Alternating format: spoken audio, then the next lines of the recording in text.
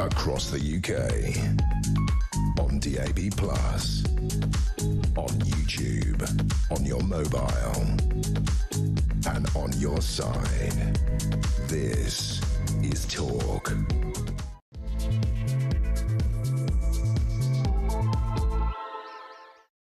A very, very good morning to you on this absolutely miserable, rainy, grey Monday morning. I have to say, it was much nicer in the Alps. Blue skies, bloody lovely snow, absolutely lovely. Not quite so chill here, I have to say. Quite a lot of news going on while I was away. Big thanks, as always, to the absolutely superb Alex Phillips, who took over for the week, and an awful lot more to talk about this week as well. Of course, today, crucially, marks the 3rd anniversary of the full-scale Russian invasion of Ukraine. That, of course, is going to be a key topic and the subject of our question to you today. Who do you trust most on Ukraine? Is it Donald Trump? Is it Volodymyr Zelensky? Or is it Vladimir Putin? I want you to bear in mind, I do think there is a wrong answer among those options. At least one. I'd love to hear your thoughts, so I'll take on all comers. Give us a call on 0344 499 1000. Text the word to talk and then to 87222. Get in touch on X at talkTV. Calls are charged at the national rate. Text cost £1. Standard network rate message. And as always, it is wonderful to have your company, whether you're listening on DAB+ radio or on your smart speaker, watching on YouTube or your connected device. It's really good to have you on board. So coming up in this hour, we are going to be talking about what Zelensky had to say yesterday. He said he'd be willing to step down as the Ukrainian president in return for peace and NATO membership for his country. I think rather calling Donald Trump's bluff about him being a dictator. There's one dictator in this debate, and he's called Vladimir Putin. The surprise remarks were made ahead of a huge number of foreign leaders, particularly EU leaders, travelling to Kyiv today for events to mark that 3rd year anniversary. Also, big events in Germany yesterday as the German conservative CDU party won the country's elections, with the party's leader, Friedrich Merz, set to become Germany's next chancellor in a coalition with the defeated left-wing SPD. Because that's what happens when you have PR. You basically just get the same government in different variations along the way. Meanwhile, they've all refused to work with the far-right AfD, Alternative for Deutschland party, who doubled their vote to just over 20%. We'll be talking about that and the implications for Reform UK, who are not, of course, a far-right party, but the implications for British politics from what we can learn from that. Also, official figures show that fewer welfare claimants are having their benefits cut and sanctioned after refusing to take jobs, despite Labour's pledge to crack down on worklessness. I know, we're all surprised, aren't we? And just 1 in 6 energy bosses think the world can achieve net zero by 2050. That's down from nearly half of executives who were asked the same question last year. Also, 1 in 6 energy bosses is lying because we can't afford it. It's not achievable. It won't happen. But, you know, facts. Anyway, all that is coming up here at Talk, the home of common sense. And I'm delighted to say, as is regularly the case on a Monday, commentator Sam Armstrong joins us for the show. Good morning to you. Good morning, Julia. Looking very bright-eyed and bushy-tailed, if you don't mind me saying. Well, not as good as you with your post-ski tan. It's just all out of a bottle. All out of a It's bottle. all out of a bottle. All out of a bottle. I can see where the goggles were, though. Definite, you know, definite ski tan there. Yeah. Can you see the sprain and the whiplash from the fall? But there we are. I always fall down the mountain at some point. It's part of the fun. Husbands, they make you do these things. What can I say? Anyway, more importantly, very, very significant day today. 3rd anniversary of the Russian invasion. Now, Vladimir Putin didn't expect at any point that he was actually going to get to even a 1st anniversary of that invasion. He expected Kyiv would fall immediately. Zelensky, as he would do, will get on a plane and disappear off with a few billion in Ukrainian currency and never be seen again. That's not what happened. In terms of the question we're putting today to our audience, who do you trust most on Ukraine? Donald Trump, Volodymyr Zelensky or Vladimir Putin? What's your answer to that? Well, undoubtedly, the wrong answer is Vladimir Putin. This is a man who, remember when he invaded, he refused to call it a war. You could be arrested in Russia for describing it as a war. This was a very limited police action. They thought they would take Kyiv, the capital, as you say, in days. In actual fact, what this shows and what this proves, and say what you like about Volodymyr Zelensky, he has demonstrated an indefatigability that exceeds anything that anyone can remember. He has held on tooth and nail. He governed that country in a wartime situation from the bunkers. He was every bit like Winston Churchill in the Second World War, and he has at least to an extent, prevailed, and good for him. And I think that also most of his country is still ruled by Ukraine, not by Russia. That, that's victory of sorts. Exactly right. And I think what that demonstrates is it puts the lie to what Vladimir Putin claims. He claims, and what Donald Trump has claims, that Zelensky is a dictator, that there is no support for him or this war. Well, look, I can tell you how you can measure the support for the Ukrainian cause. You can measure it in blood. You can measure it in the constant determination, fighting spirit, the daily just getting on with it that has characterised the Ukrainian people over the past 3 years in circumstances that would make anybody in this country run a million miles the other way, I'm afraid to say. I hope not all of us. But they have stuck in, they have dug in and fought in bitter cold, horrible mud, all of the rest of it, as they've seen their loved ones die and be repeatedly maimed. So who do I trust? Well, I do trust the leader that has steered his country through the darkest hour that any of us could possibly imagine in a nation's history. And that is Zelensky. But this is the key thing, isn't it? It's very funny that Donald Trump said, he really admires strong men. He's a big strong. I like a strong man leader. But who Zelensky epitomises that, of someone who's stood firm, who's led his country. He's not perfect. Yeah, his name came up in the Panama Papers, and no one. I've never deified this guy. I'm sure, like pretty much. I mean, he campaigned in 2019. By the way, when he was democratically elected, it wasn't the result of a coup. He was democratically elected. He campaigned anti-corruption. This is a country that is just, like all ex-Soviet bloc countries, is just absolutely mired in corruption. It is the normal way of doing things at every level. Doesn't make it right, but that's what's like. You often, you haven't got an angel or a devil to choose between. You're choosing between the least worst. I think he's by far the least worst. What did you make of what he had to say yesterday? Because we've got all these events going on and everyone's getting their pictures. And in fact, he's meeting up with Ursula von der Leyen. Well, again, she's not an elected leader. She's more of a dictator. I don't remember anyone who knew getting to vote for her. In fact, she was the only one candidate to be approved by the European Parliament, only won by one vote. Talk about somebody who hasn't got a democratic mandate. Hi, Ursula. But you've got people like Justin Trudeau, who's already out for the count in the Canadian. It's just waiting for the elections there. Olaf Scholz, again, completely failed, defeated leader. These people don't matter anymore. But I just find it absolutely extraordinary when Zelensky said, I think, calling Trump's bluff rather brilliantly, listen, I will stand down. I care about peace now, not in 30 years. I will stand down as president in return for peace and NATO membership. And the key thing here with these peace talks that are ongoing, and we had the two foreign ministers the Secretary of State and the Foreign Minister of Russia and America meeting in Riyadh last week, is that Ukraine need to be at the table. It's not fair, it's not reasonable for them not to be at the table. Given that it's only their blood that has been spilt during this war. They haven't asked the European Union or Britain or America to spill their soldiers' blood. But there's no point having any peace deal whatsoever. It's not worth the paper it's printed on unless there is a guarantee, NATO membership or elsewhere, that not a single extra inch of territory is ever going to be taken. No leader could accept that, because there's no doubt at all. He's made it very clear. Putin will simply come back for more. Yeah, and actually, I think if Volodymyr Zelensky was to chart the kind of course that he's now talking about, to go into these negotiations and to say, look, I'm going to go out on this, I will go because, Donald, you clearly have a problem with me, but in exchange, I want the most, the lasting peace that my country aspires to. He will go down in history as one of the great wartime leaders of all time. Because that is the kind of selfless, servant-hearted leadership that actually, I think, is a little bit of an anathema to Donald Trump. Now, look, I would have voted for Trump. There's a lot of what I support in what he's saying, but I think at times that New York businessman, property magnate mentality shines forth a little bit too strong in his foreign policy. And we saw it in his first term, of course. Yeah. There were some things that worked very well, and there were some things that were just completely bonkers, like his attempts to do peace in North Korea. Didn't really work, didn't lead to anything. How's that working out for you? Yeah, exactly. But then on the other hand, his strengths does work. And this is what you get with Trump. Well, that's what I said before. I would vote, if given the choice, I'd vote for Donald Trump. And there's loads of things on Israel, on the Doge, and we'll talk about that in a moment, the cutting costs and net zero and tick, absolutely love it all. But I said again and again, but my biggest worry is Ukraine. I really thought at the time,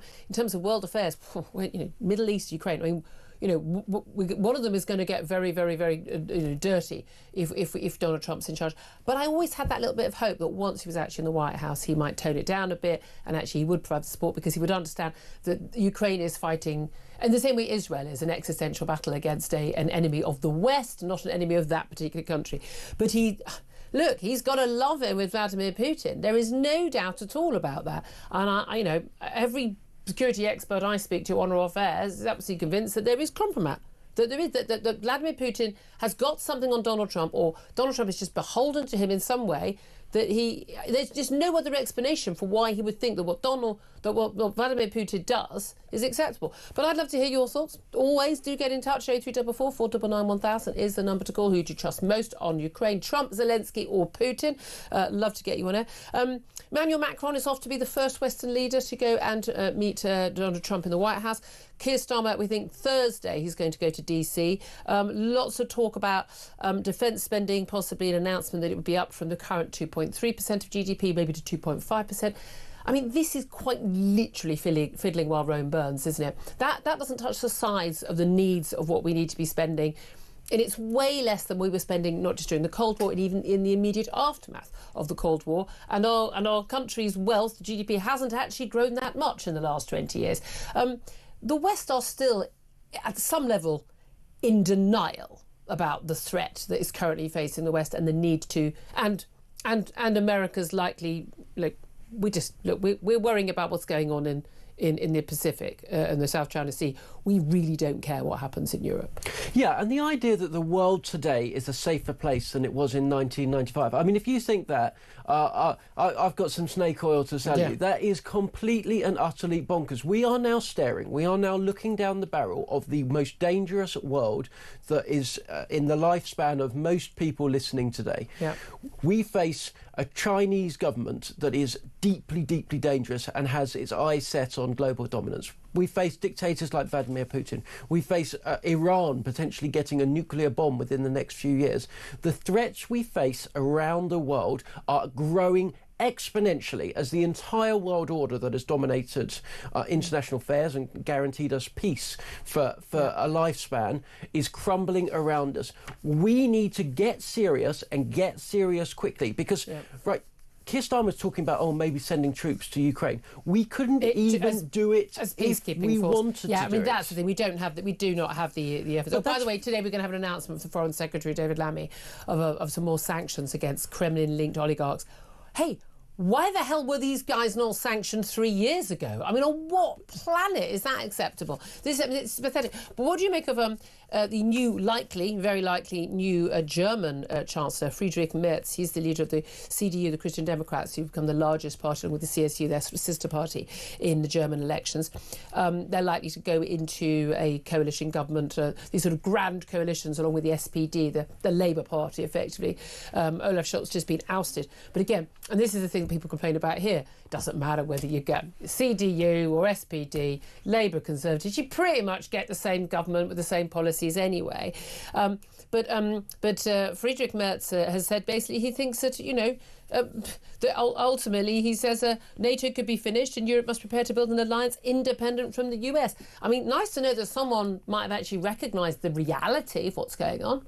Sure, but Friedrich Merz is pretty much just a different badge on what we've seen exactly the same in the form of Olaf Scholz, because look at the guy's backstory. He's a banker, he's a former BlackRock type, he's been going off to Davos for many, many years. He is exactly what you think of when you think of the German elite politician that has dictated the affairs of that country for the last 20, 30 years or more. And you've got to question how sustainable this German model is. I saw that German politicians had been panicking, crying almost at the breakdown of the firewall that had kept the hard right out in... the Alternative for Deutschland, or more generally, other parties for 75 years. And I look at them and I think, do you know what, actually? If you hadn't sold out your country, if you hadn't imported 1 million people in a single year to come into Germany to take jobs that belong to working class people... Oh, no, most of them aren't working. The people who came in the Syrian wave, most of them weren't Syrian.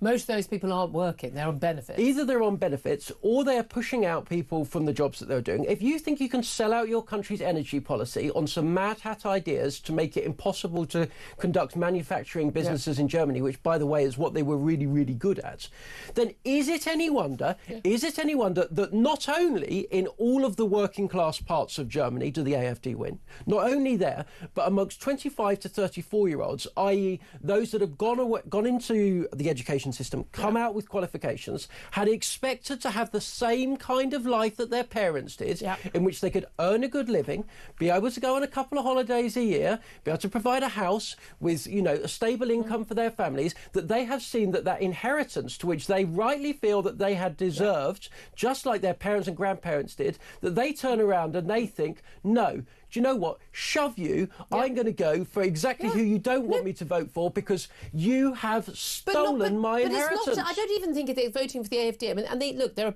elements in the AfD which are genuinely, I would actually use the term, far right. They are racist, but not all of them, and certainly not the 20% of voters, because the AfD came second in this election, and some were saying, oh well, you know, but they didn't get quite as high as I think they've been in the polls a couple of points ahead. They have doubled their vote since the last election. Now, implications of this for Britain, of course, we don't have a PR system, but also, again, that PR system means effectively they can combine and prevent the AfD, even though they're second in the polls, from actually joining power. But I think what is really interesting, and you think of all these, I mean, every single day it's like, oh, another terror attack. Another terror attack by a failed asylum seeker from abroad who hates your country, whether it's Germany, whether it's France.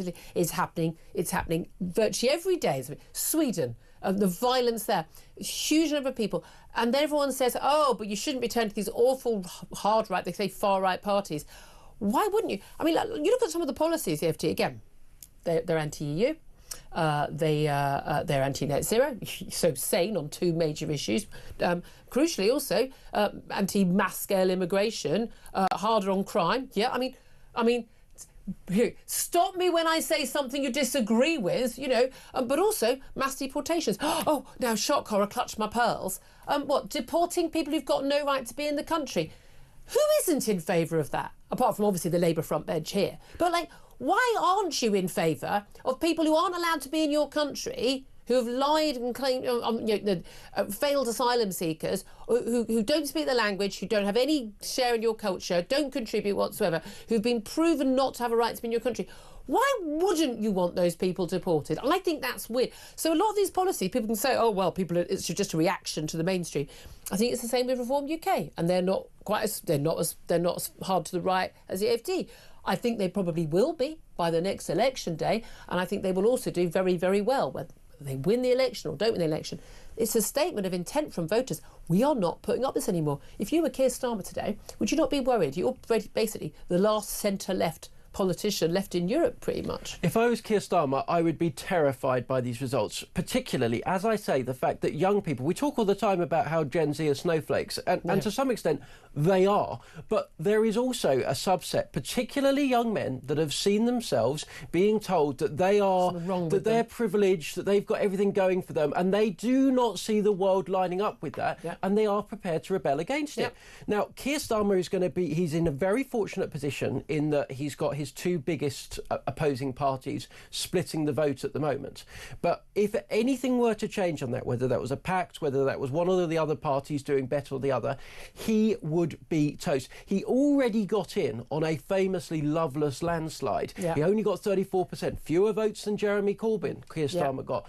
Next time round, he could well go from hero to zero. Very vanishingly few Labour seats returned. It could be very, very interesting. So a lot to play for, and a lot of things we're reading about what's happening in America, what's happening in Europe. I want to hear from you, though, particularly on any of the topics we're talking about today, obviously, and there are many more to come. But in particular about who do you trust most on Ukraine? Is it Donald Trump, Zelensky or Putin? Give us a call, 0344 499 1000. We're also going to be talking about Israel and the Palestinian prisoner release being indefinitely delayed. BBC and yet more outrageous Hamas propaganda, and that fantastic email from Elon Musk's Doge to every government employee in America asking, well, what they actually did last week.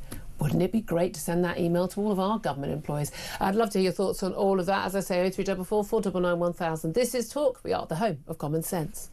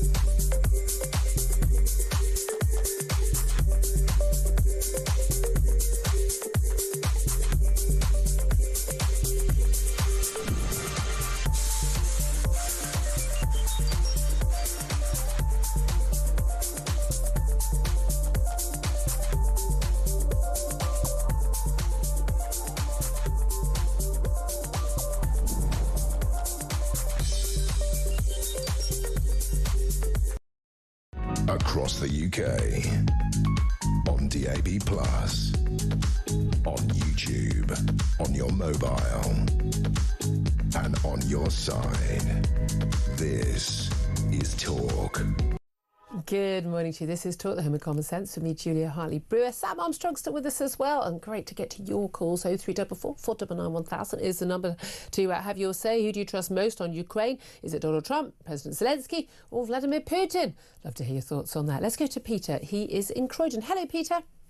Hello, Julia. Good Hello, morning. Sam.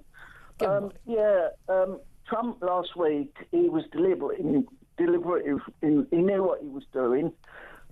We know Trump wants peace, and he wants the $500 million back. So I think he's trying to get Zelensky to sign a deal to get the minerals, obviously. And if he does that, then that would win him a seat at the table at the peace. Well, hold on a second. He hasn't said to Zelensky, OK, we'd like money. But by the way, it was, as Zelensky pointed out, this was never given as a loan. This was money that was given to help them fight this war against Vladimir Putin. It wasn't as a loan. But also, it's not like, OK, we want half of your minerals, because, I mean, Ukraine is huge. I mean, it's got so many natural resources. In return for continuing to give you aid, we'll just want half of those resources, full stop. Now, I'm sorry, he's supposed to be the man who's got the art of the deal. Well, you can't make a deal, post-rational and say, oh, well, this was the deal. The last American government didn't make it alone. He hasn't got any right to demand that money back. Well, I mean, he wants some money back. Zelensky has never been saying, I'm not going to give the money back. But now it's on Sky in Australia. He says, there's no way I'm going to give the money back. Well, there's no money. He doesn't have to give the money back. It was given to help protect. Look, I mean, this is the thing. By the way, America and Britain and Russia, quite some years ago, actually, when Ukraine gave up their nuclear weapons, they signed a deal, it was the Minsk Agreement, basically, that they would guarantee the borders of Ukraine.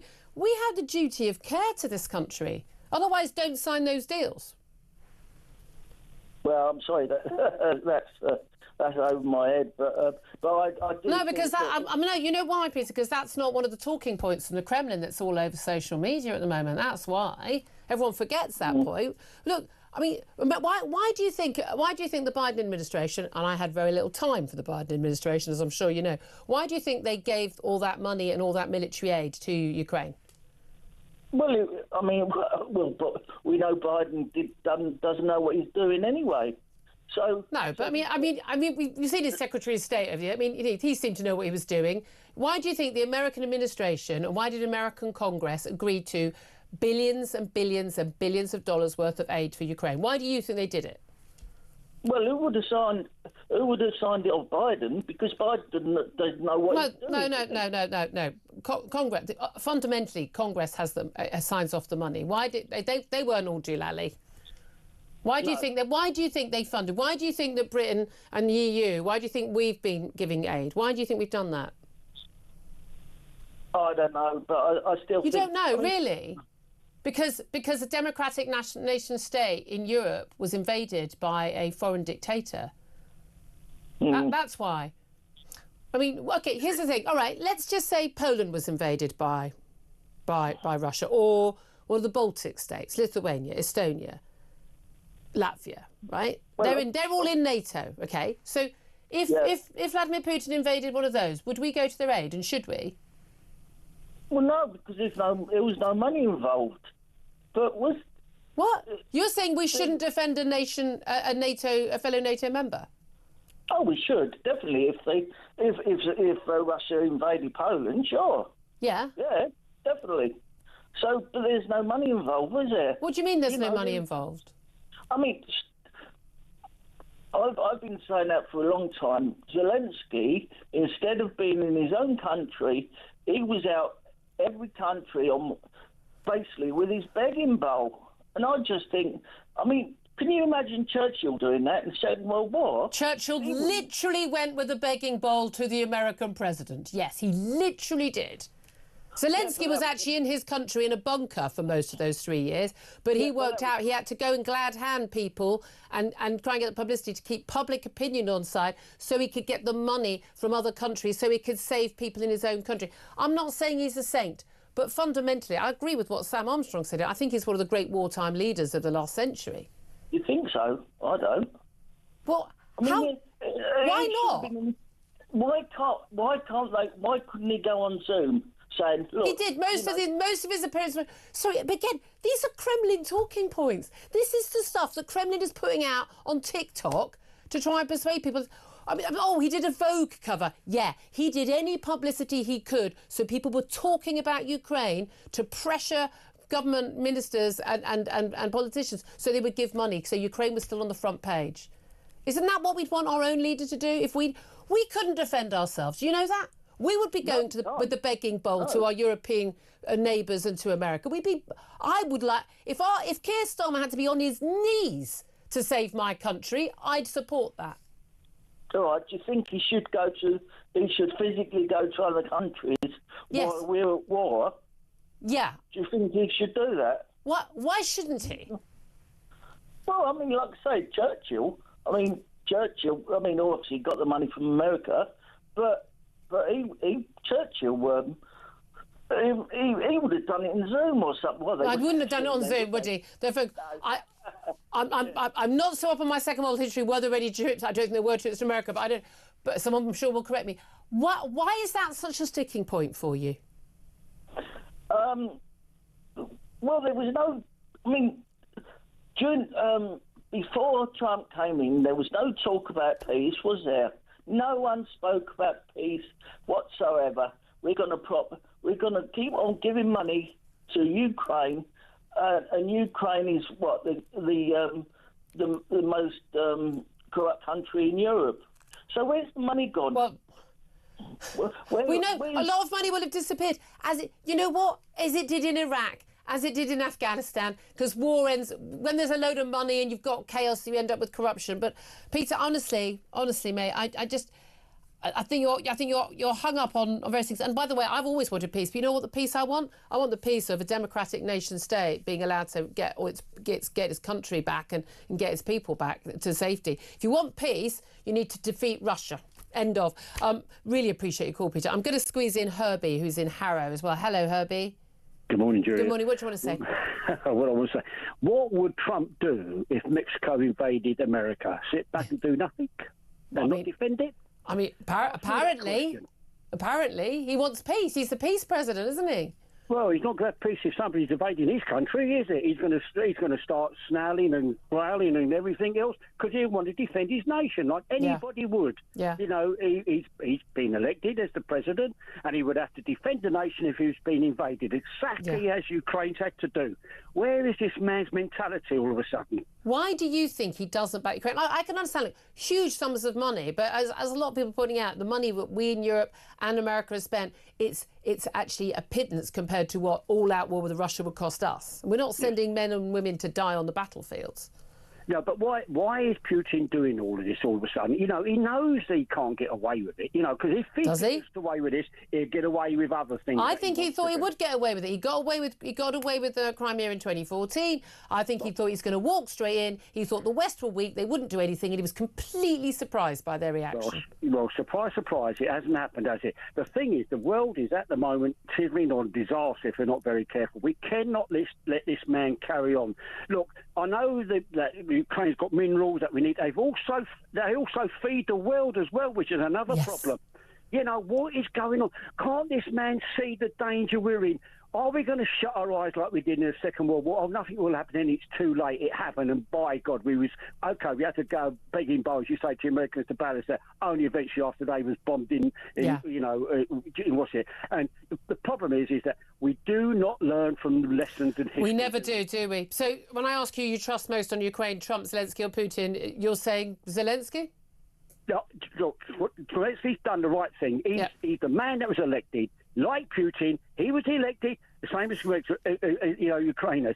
Yeah. Why the hell is Trump trying to make them so small? What is behind the agenda? That's what we need to get to, indeed. Herbie, I really appreciate that call. Thank you very much. That nonsense about not having elections. Oh, America had elections in the Second World War. Yeah, you weren't invaded, mate. It's rather different. We didn't. 10:33 is the time. Up next, we are going to be talking to Sir Ian Duncan-Smith about all of this and plenty more besides. But coming up after the break, I say more on Ukraine with the former Conservative leader, Ian Duncan-Smith. This is Talk.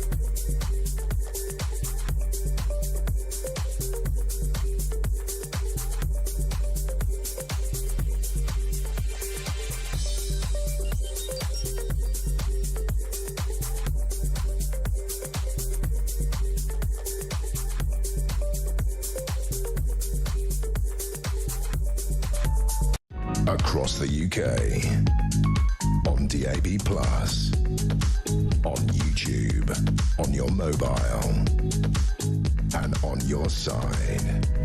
This is Talk. Home of Common Sense. Thank you very much indeed. Welcome back to the show. Let's talk right now to former Conservative Party leader, still MP, Sir Ian Duncan-Smith. A very good morning to you. Good morning, Julie. Thank you very much for joining us. Hey, I'm putting the question to you that I've been putting to our audience and just had a right old ding-dong with Peter, one of our callers. Who do you trust most on Ukraine? Is it Donald Trump, President Zelensky or President Putin? At the end of the day, it's got to be Zelensky because it's Ukraine that's been invaded. America hasn't been invaded, and Russia wasn't invaded, but it invaded Ukraine. So by a process of simple elimination, we have to stand with Zelensky. I listened to your caller earlier on. He said, you know, Churchill didn't get around. Actually, Churchill flew everywhere during the war. Did he? I had thought he might have done, but I wasn't sure enough, so I didn't want to say. I can tell you straight off, 4 or 5 times to America to plead for money and equipment. He had joint meetings with Stalin and with Roosevelt in a whole variety of places. He had more air miles than all the other leaders put together, and then some. And he had double pneumonia at one point.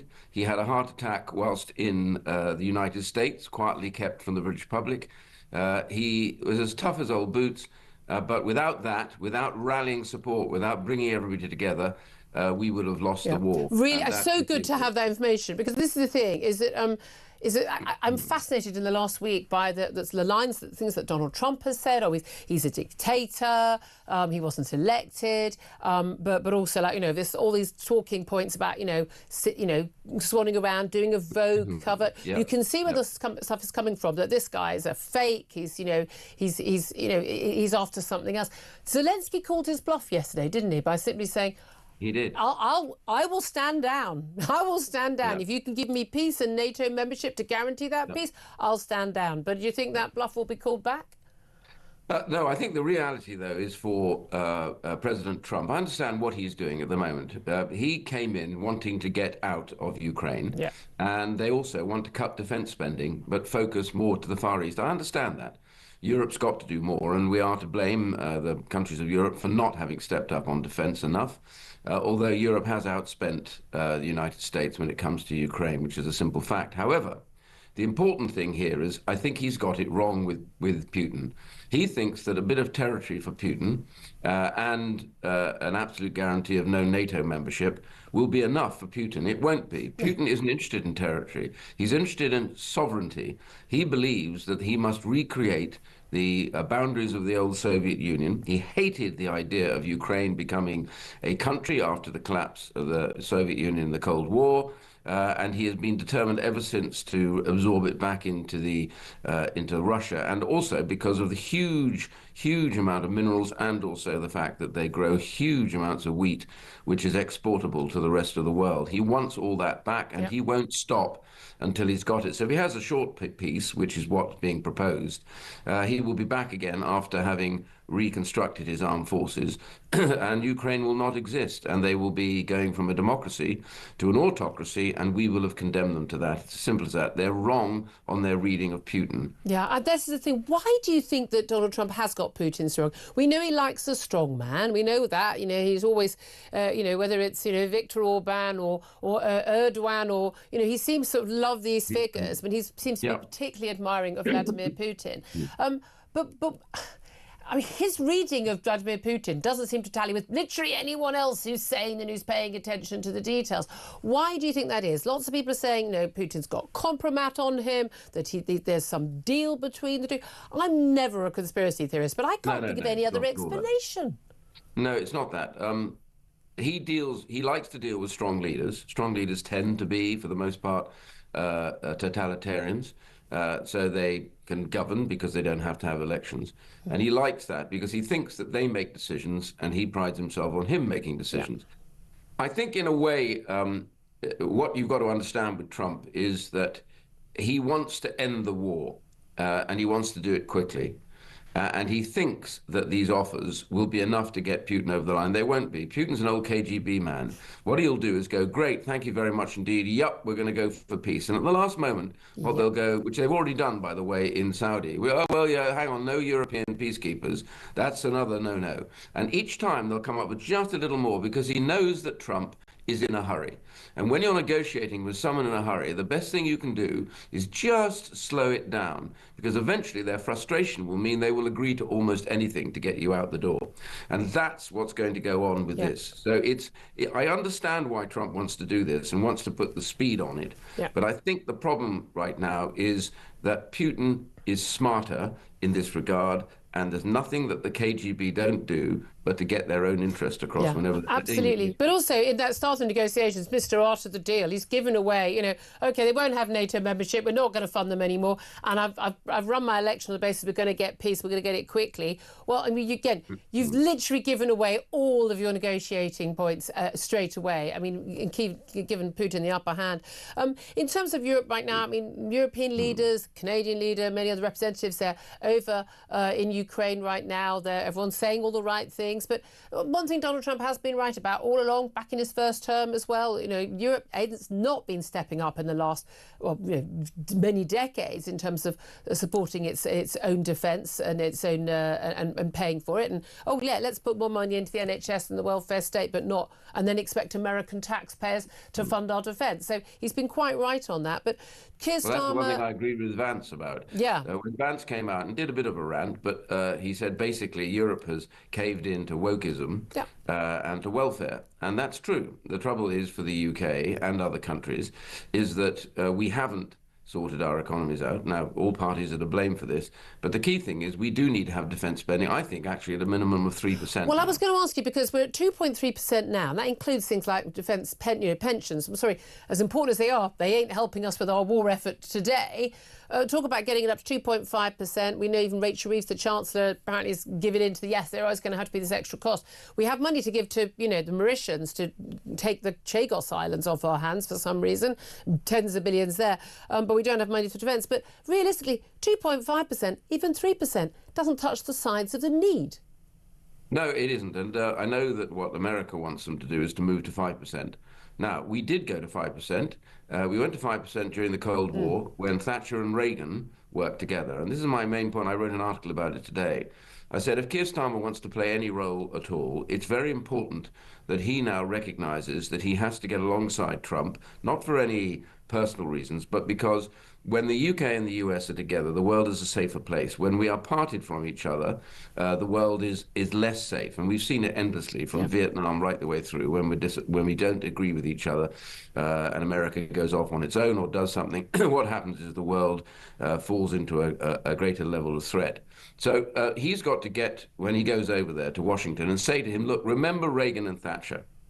Thatcher helped you get Europe up to 5% defense spending, and also stand off against the Russian deployment or the Soviet deployment of SS-20s and force them to back down. And that was done because we worked together over it. He's got to try and explain to Trump that the real problem with Ukraine is not an isolated issue.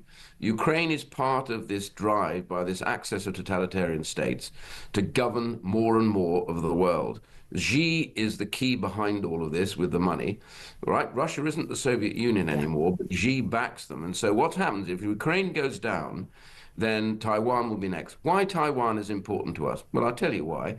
Because the hit from the Russian invasion of Ukraine was about $1 trillion to the world economy. Any takeover or blockade of Taiwan will cost $10 trillion minimum. 72% of everything produced in the world is produced in the area of the South China Seas, China and Taiwan. Anything that crashes that, the whole world goes down. And crucially, the high tech, it's exactly. And he vital. needs to recognize, Trump needs to recognize, you cannot just swipe Ukraine off the map. Because if you do, Xi's watching and he will say, of course, they'll never stand up for Taiwan. We're in. Absolutely, absolutely. Again, I had high hopes that Donald Trump would change his tune once he got into office. Those have been cruelly dashed, and I feared they would be. Sir Duncan-Smith, I so appreciate you joining us, former Conservative Party leader. Thank you for that. Sam Armstrong, your response to what he had to say? Yeah, it's absolutely right. We are facing a cabal of nations around the world that not only don't share our values, but are determined to tear down a system by which Western countries, the United States, our allies in Europe, and I've got my problems with them, the UK, the Commonwealth, have been calling the shots on the world stage for the last almost 100 years. They hate it, right? If you're a dictator, you hate it. And when they're coming after Ukraine, when they're coming after Taiwan, when they're coming after us, when they want to build a huge, great big spy hub on the near the Tower of London, it's those values, it's that order that they're prepared to tear down. So I don't support Ukraine just because I think the Ukrainians are right, though I do. I support Ukraine because they're defending us just as much as they're defending them. Absolutely, and I really think people need to get to grips with that. Again, I wrote a piece of The Sun about this a couple of weeks ago. We are in Neville Chamberlain, Sudetenland, peace for our time territory, and horribly deluded it was then, and horribly deluded it is now. I'd love to hear your thoughts. Lots of calls ready to board. I promise we'll get to more in the next half hour. 0344 499 1000 is the number to call. Time now, though, to find out how you could be in with a chance of winning £25,000. It's competition time, and we're giving you a chance to win a whopping £25,000. So what do you need to do to get involved? All you have to do is text the word prize to 83338, or you can enter by post. It's as simple as that. Once again, to get involved, just text the word prize to 83338, or you can enter by post. 18 plus, UK excluding NI. Enter by SMS for £2 plus one standard network charge by 11 p.m. on March the 3rd, 2025. Or send your name, email and contact number to £25,000 cash competition, PO Box 3190, Colchester CO2 8GP, to arrive by 5 p.m. on March the 6th, 2025. This is a News Broadcasting Network promotion. Full terms and conditions at talksport.com. Well, good luck to you for that. Now, coming up after the break, only 1 in 6 energy bosses think the world can achieve net zero by 2050.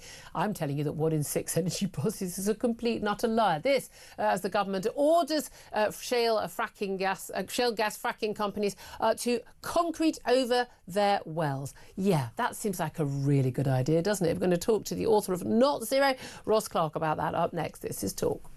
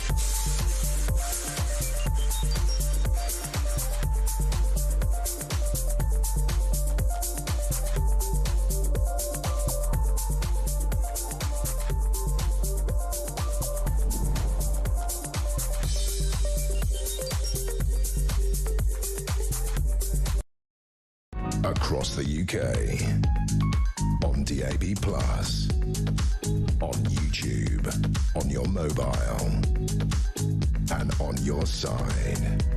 This is Talk. This is Talk, the Home of Common Sense, with me, Julia Hartley-Brewer. Sam Armstrong's also still with us, so let's get his thoughts on what our next guest has to say, because there are a number of different, the usual climate change hysteria stories and net zero stories I want to talk to Ross Clark about. He's, of course, the author of Not Zero, How an Irrational Target Will Impoverish You, Help China, and Won't Even Save the Planet. He's the author of the best book titles in the world. Ross Clark, thank you very much for joining us. Good morning, Julia. Now, I know you had subsequent books, but this is a particular area of your knowledge and expertise I want to talk to you about. Three particular stories when it are in the news today on the green stuff. First of all, 1 in 6 energy bosses, according to your poll, and it's a poll that's often, they ask energy bosses what they think about net zero. 1 in 6 of them say that the world can achieve net zero by 2050, but it was about half of them only a year ago. What's changed, or have they all just come up for air and realised that sanity might be a good idea and just one of them is still lying? Yes, reality, that's what's happened.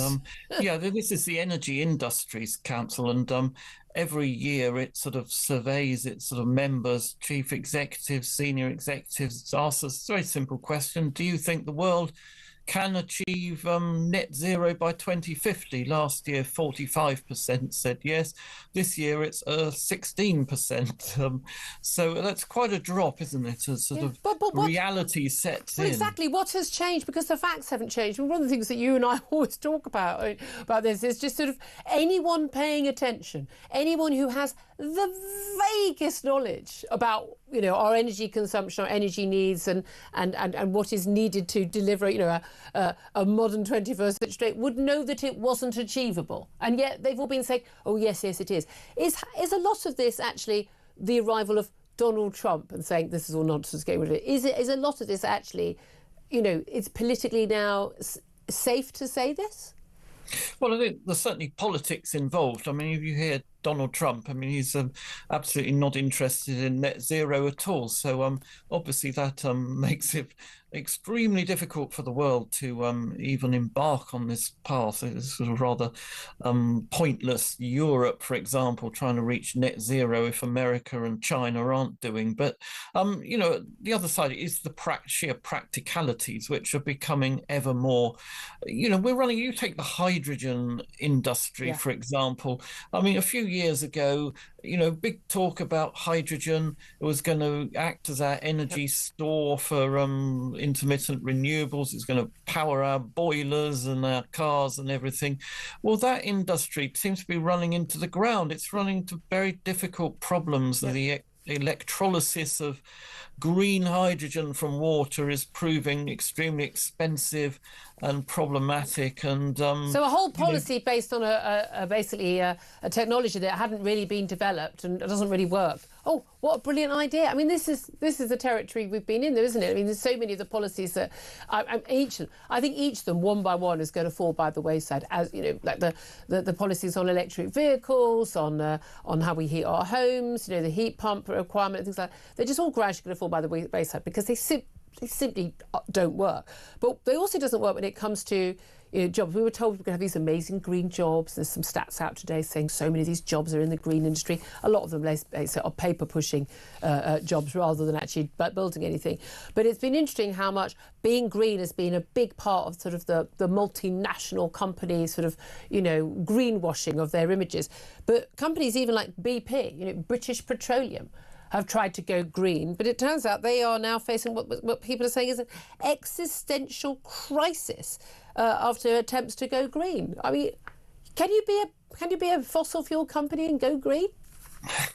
Well, BP tried it, didn't they? They set themselves these targets to decarbonise their operations. They're involved in green energy and so on. But their ventures into green energy have not been a huge success, and that's the same for many countries. You look at the BP's a little bit better off than what used to be called the Danish oil natural oil and natural gas organization. It sort of now called no, what is it called? Anyway, it's the Danish company. It's real trouble. It's gave up sort of switch from oil and gas to renewables, and the renewables haven't proved very profitable, and now in serious trouble. Yeah. And you see that throughout the green industry. The renewable energy shares, if you're invested in those, they've absolutely ploughed in the last few years, as it's become quite clear that green energy is not quite as cheap as people thought it was. It was cheap when interest rates were virtually zero, but when they went up, it suddenly But also, voters don't notice as much if the government is, basically what Boris Johnson said, spaffing, billions up the wall on these things. When times are very, very tight, people can't pay their energy bills, they start noticing these things, and we certainly have, haven't we? One last story I want to talk to you about, which again just breaks my soul. This really does. The Energy Secretary, Ed Miliband, he's being accused of playing into Vladimir Putin's hands, as he's basically ensuring that we do go ahead with a plan to basically fill in with cement the last remaining shale gas wells in this country. And I remember when Quadrilla were ordered to do this a little while ago, and it's been ongoing and ongoing. We've had numerous MPs and peers, like Craig McKinley and others, basically saying this is insane. We've got these wells that have been dug. We may need to get these shale gas out, but you're ordering the concrete mixers to go in. They've arrived on site. This is going to happen in a matter of days or weeks. And at a time when Europe is still completely beholden to Vladimir Putin for Russian gas. And we import an awful lot of our gas because we don't produce enough ourselves anymore because of net zero. And now a possible future source of it, and a source which has meant that, gas is really cheap comparatively in America because of their fracking. We're about to literally fill those wells up with concrete and make them unusable. What on earth are they thinking? Well, it's a scorched earth policy on the part of Ed Miliband, isn't he? Not content with sort of denying new licenses for oil and gas extraction. He wants to sort of make it impossible for gas extraction, the shale gas extraction, to take place in Britain in future. Yeah. I mean, it's a huge waste of resources, which could not only be providing us with more energy security, but could also be cutting costs and reducing carbon emissions. Because if we use gas produced in Britain, that is far more efficient from an energy and emissions point of view than importing gas by refrigerated ship in the form of liquefied natural gas, which is what we're doing. Because if you do that, you sort of lose a tenth of the energy in the liquidization and the cost of deporting. That's it. But as you know, Ross Clark, those net zero targets aren't dependent on anything sensible in the real world and overall effect. It's what matters on our balance sheet, because it's all smoke and mirrors. It is. It only includes UK territorial emissions. Yeah. So if we import gas, the emissions produced in the production of that don't count. The emissions in the production of cars and other consumer goods in China don't count on our energy budget, nor food. So, from the government's point of view, simply to achieve that net zero target has this perverse incentive to offshore all our industry, all our food production and chemical industries and so on. And that is in practice what is happening. And the same with electricity. We're now importing 16% of our electricity via subsea cables from Norway, France and elsewhere. Again, the emissions in the production of that electricity, they're being counted on other countries' budgets. I mean, the whole thing... We're impoverishing ourselves. Yeah, absolutely. It is genuinely, whenever I talk to people about this, it's genuinely insane. It is not possible to know about this topic and to think these policies are sensible, achievable, affordable or desirable. And yet, there we go. We've got a government fully signed up to it. And by the way, chief opposition fully signed up to it too as well. Ross Clark, author of Not Zero. You've been a fantastic authoritative figure on this stuff. Again, just a journalist looking into these things. Thank you so much for joining us. Sam Armstrong, I have to say, this is, to me, one of those things where the Tories, I know you're a big Conservative campaigner, it's one of the things that the Tories really fall down on. Robert Jenrick, I know, has come round to the dropping net zero. I think this is going to be one of Reform UK's biggest selling points at the next election, is dropping these insane, unachievable, impossible, far too expensive targets. Yeah, all you need to know about the British public is, yeah, they're broadly speaking in favour of doing what it takes to produce clean and as good energy as we possibly can. Nobody wants to burn dirty coal everywhere that turns the whole country black with soot. But we weren't doing that anyway. But what the people of this country are not signed up to do, are not signed up, and no amount of spin, no amount of paid for lies from this industry that's got rich on the back of it will prove, is they are not in favour of impoverishing themselves to hit some arbitrary standard that nobody signed up to in the first place. It had just 90 minutes of scrutiny in the House of Commons when it was voted on in the first place. It's madness, and the sooner that politicians get around to ending it, the better. Well, absolutely. And again, Kemi Badenoch hasn't signed up to this yet, and she really, really, really should get with the programme on this as well. Look, so much more to talk about. More from Sam Armstrong, lots more top guests. We're going to talk more about what that German result for the Alternative for Deutschland, the AfD, what that means, have them come second for Reform UK here. Not directly comparable parties, but there'll be a lot read into that. Also, that Elon Musk Doge email to all government staff in America. What did you do last week? What did you actually achieve last week? I wonder if you'd be able to answer that. I wonder if I'd be able to answer that. We'll talk about all of that. Don't forget your calls about Ukraine as well. This is Talk, the home of common sense.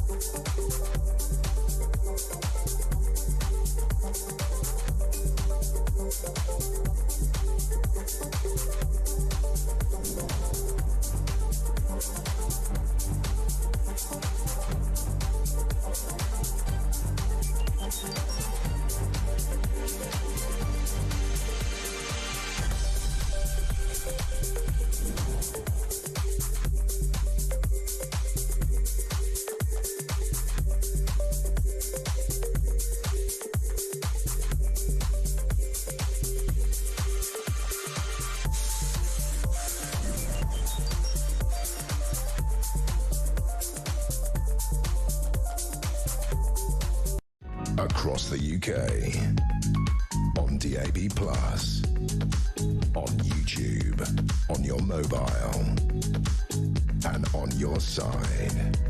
This is Talk.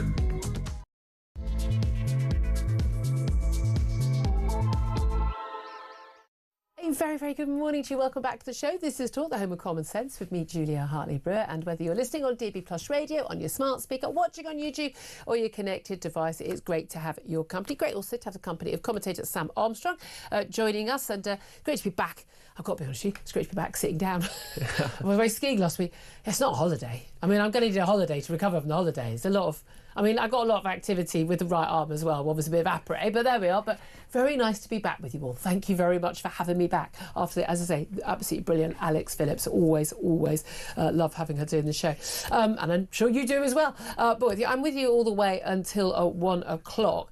Coming up in this hour, more on Volodymyr Zelensky saying that he would be willing to step down as Ukrainian president in return for NATO membership for his country and a guarantee of peace. The surprise remarks were made ahead of today's 3-year anniversary of Russia's full-scale invasion of Ukraine. The question I'm putting to you today is, who do you trust most on Ukraine? Is it Donald Trump? Is it Volodymyr Zelensky? Or is it Vladimir Putin? Because an awful lot of people online seem to think Vladimir Putin is the person to trust. Poor Vladimir, forced to invade a sovereign nation state on his border. Poor little thing, eh? I do not get why people think that. I'd love to hear your thoughts. Who do you trust most? Bearing in mind, there is a wrong answer. There really is a wrong answer. I'm taking on all comers. Give us a call, 0344 499 1000. Text the word talk and your message to 87222. You can get in touch with us on X at talkTV. Calls are charged at the national rate. Text costs £1, standard network rate message. Also going to be talking to the brilliant Ralph Schulhammer about the German election results, as the Conservative CDU party has won the country's elections, and the party's leader, Friedrich Merz, who's marginally less unforgettable than Olaf Scholz, the last Chancellor. He's set to become the next Chancellor in a coalition with the defeated left-wing party, the SPD, because, again, everyone who wants PR, I know a lot of people who support Reform UK, Nigel Farage always talk about this, getting PR. You get PR, you just end up with the two main parties going into coalition with each other. This, as the far-right AfD, the Alternative for Deutschland party, doubled their vote from one election to the other to 20%. But they're being excluded by all the other parties from any coalition talks. By the way, it might take them up to 2 months to actually get a government in office. This is no way to run a modern nation state. It really isn't. Plus, we're going to be talking about the utterly brilliant move by Elon Musk at DOGE, the Department of Government Efficiency in America. He sent an email via HR to all staff working in the US government. They've got until midnight tonight, US Eastern Time, to reply to the email, asking them, well, what have you done in the past week? 5 bullet points. What have you actually achieved in the past week? And if you don't reply, you will be considered to have resigned from your job. Some key departments, like the FBI and others, have said do not comply. But don't we need a bit of that here? By the way, not just in the public sector, in the private sector too. Love to hear your thoughts on all of that. Same number, 0344 499 1000. Sam Armstrong, let's come back to Ukraine. We've got lots of calls coming in on this, so I'll get to those as soon as I can. But so we'll keep our comments, I think, a bit briefer than they were earlier, because you and I, we could do the full 3 hours on this. Third anniversary of the Russian invasion, the full-scale invasion. 2014 was an invasion of Crimea, of course, by Russia. Zelensky offering to stand down in return for peace and NATO membership. Donald Trump wanting money back. We had a caller earlier, Peter, saying, well, America wants its money back. America didn't offer loans to Ukraine to help them stand firm against Vladimir Putin until January the 20th. I think most people were under the impression that Vladimir Putin was the baddie, but apparently not according to Donald Trump. What do you make of this battle between Zelensky and Donald Trump? A war of words, almost. Well, I think Donald Trump has got himself into a position in which he's mistaken. I don't think it is to do with the compromat or anything like this. You don't think Putin's got anything on him? I don't think Putin has got anything on him. I think what we have is a situation here in which Donald Trump has been misadvised by people around him, and Tulsi Gabbard and others. I have serious concerns about. I don't think they're good people. His Director of National Intelligence.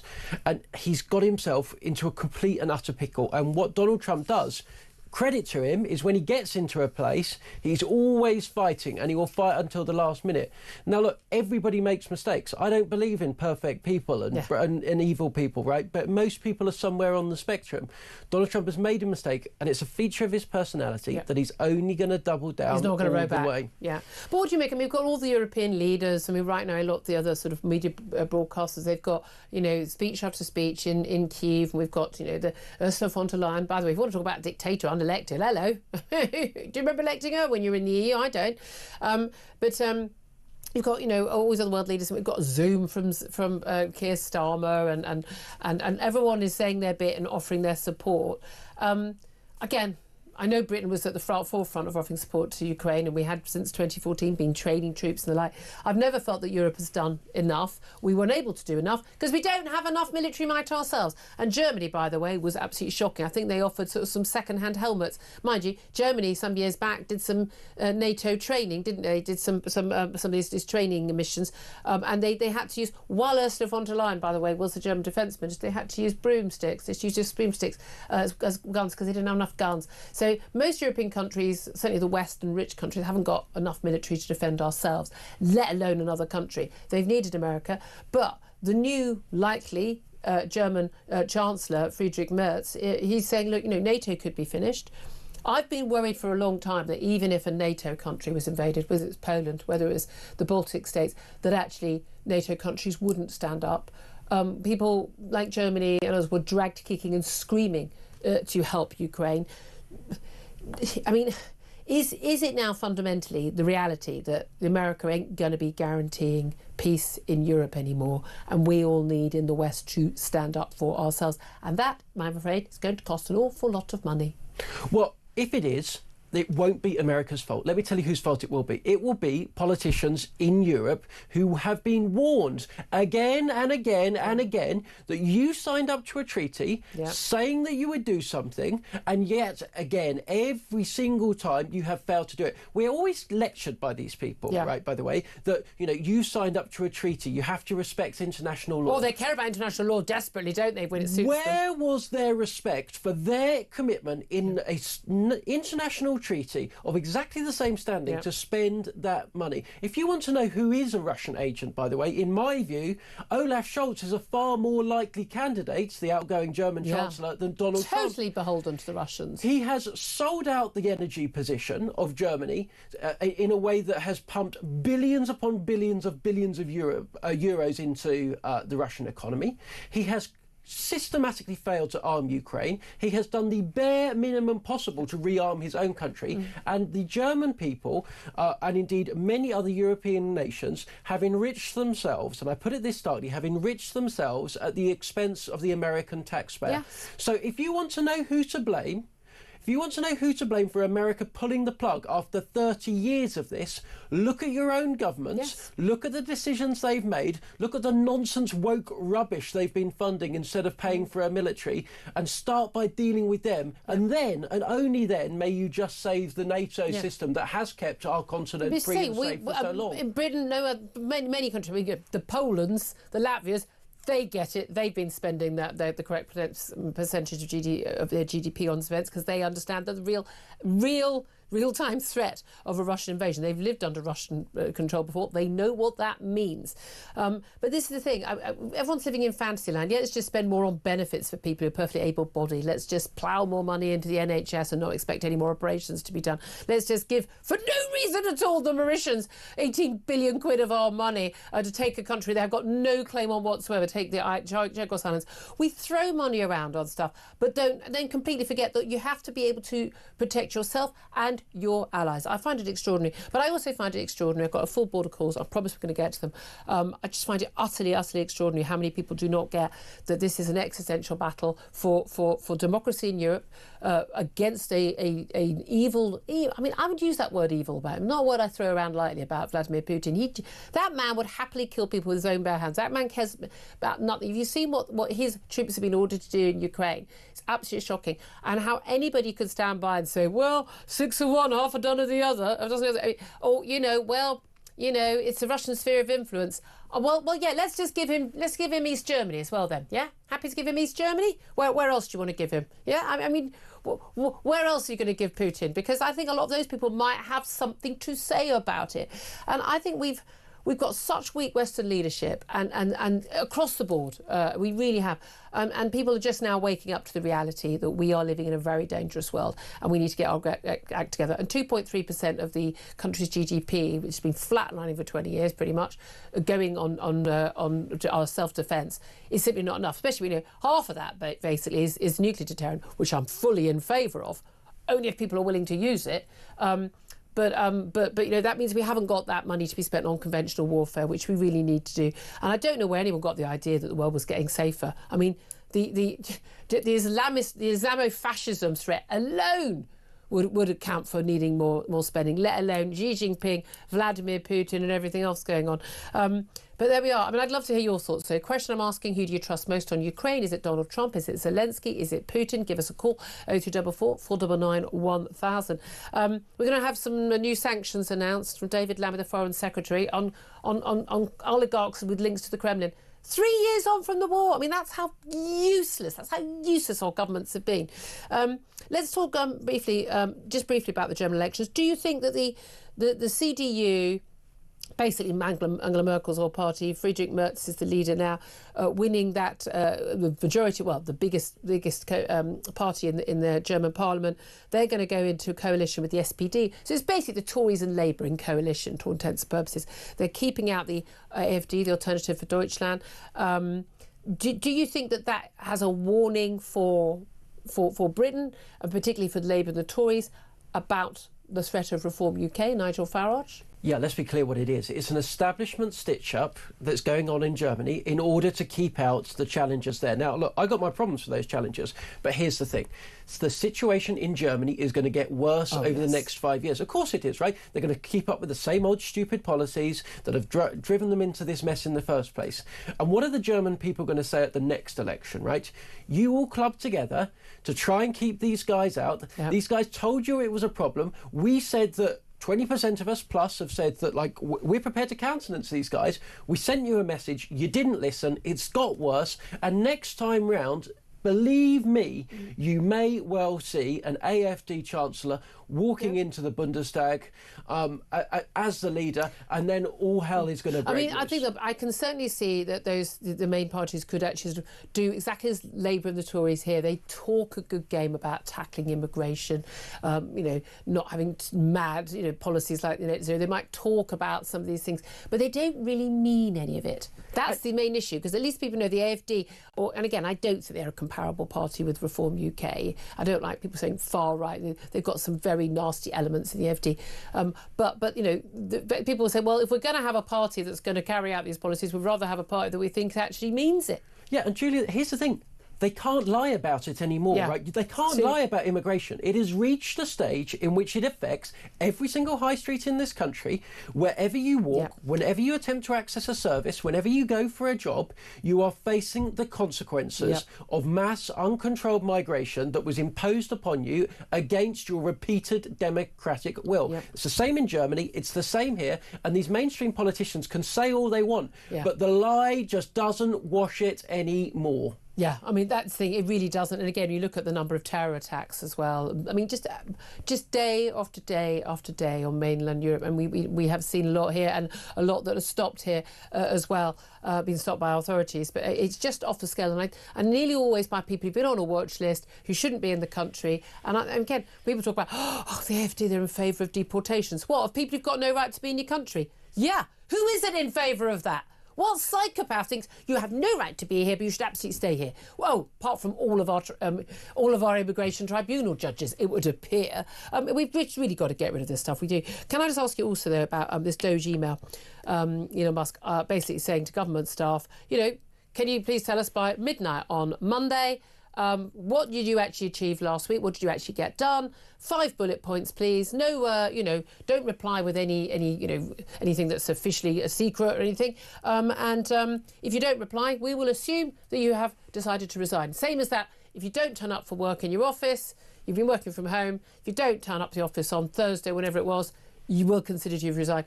Don't we need a bit of that here? I mean, since when do you have the right to a job in which you do nothing? Since when is that some divine right handed to you that you go into the public sector, you clock in, you clock out, you retire 30 years later on some gold-plated pension? In this country, productivity in the private sector in the last 30 years has gone up by about 30%. It's not as much as it should, but it's gone up a lot. It has stayed totally static in the public sector. These people, despite the fact that they've got the internet, despite the fact they've got computers and all this AI stuff that's helping them get on with stuff, have got no more efficient. Yep. Why? Because they are 30% lazier than they were a generation ago. And we are told, as taxpayers, to just accept it. Look, I'm self-employed. I've been fired by clients. I've been hired by clients. It happens all the time. And every day that I go in to do work for someone, I know I have to justify the business case for me being there. And frankly, if you can't come up with a bullet point list of what you've achieved in a full-time job in the course of a week, then maybe it didn't need doing in the Absolutely. chuffing first place. One of my things is chuffing. We need to say the word chuffing more on this show. I like that. I had a temp, lots of temp secretarial jobs, and I was waitressing, do everything straight after uni and before uni. But I had a temp job, and genuinely, it was 2 weeks I was in this office, and the boss at the end of it said to me, he said, how's it been? I said, it's been the most exhausting job I've ever done in my life. So I said, because trying to look busy is exhausting. Your secretary does nothing all day. There is nothing to do. It's not like she's got everything done beforehand and there's loads of stuff storing up and I'm not able to do it. Your secretary does absolutely not. I'm trying to do someone out of a job, but someone is taking the mick here. How people do a job where they just have to try and look busy a lot of the time. I suppose that's why you like to work from home, because you can walk the dog and do the laundry at the same time, can't you? I'd love to hear your thoughts on this. Do get in touch. If you were asked, what 5 things did you get done last week at work? I say I was falling down a mountain. I wasn't at work, but give us a call, 0344 499 1000. Up next, going to be getting lots of your calls up about who do you trust most on Ukraine? Is it Trump, Zelensky or Putin? This is Talk, Home of Common Sense.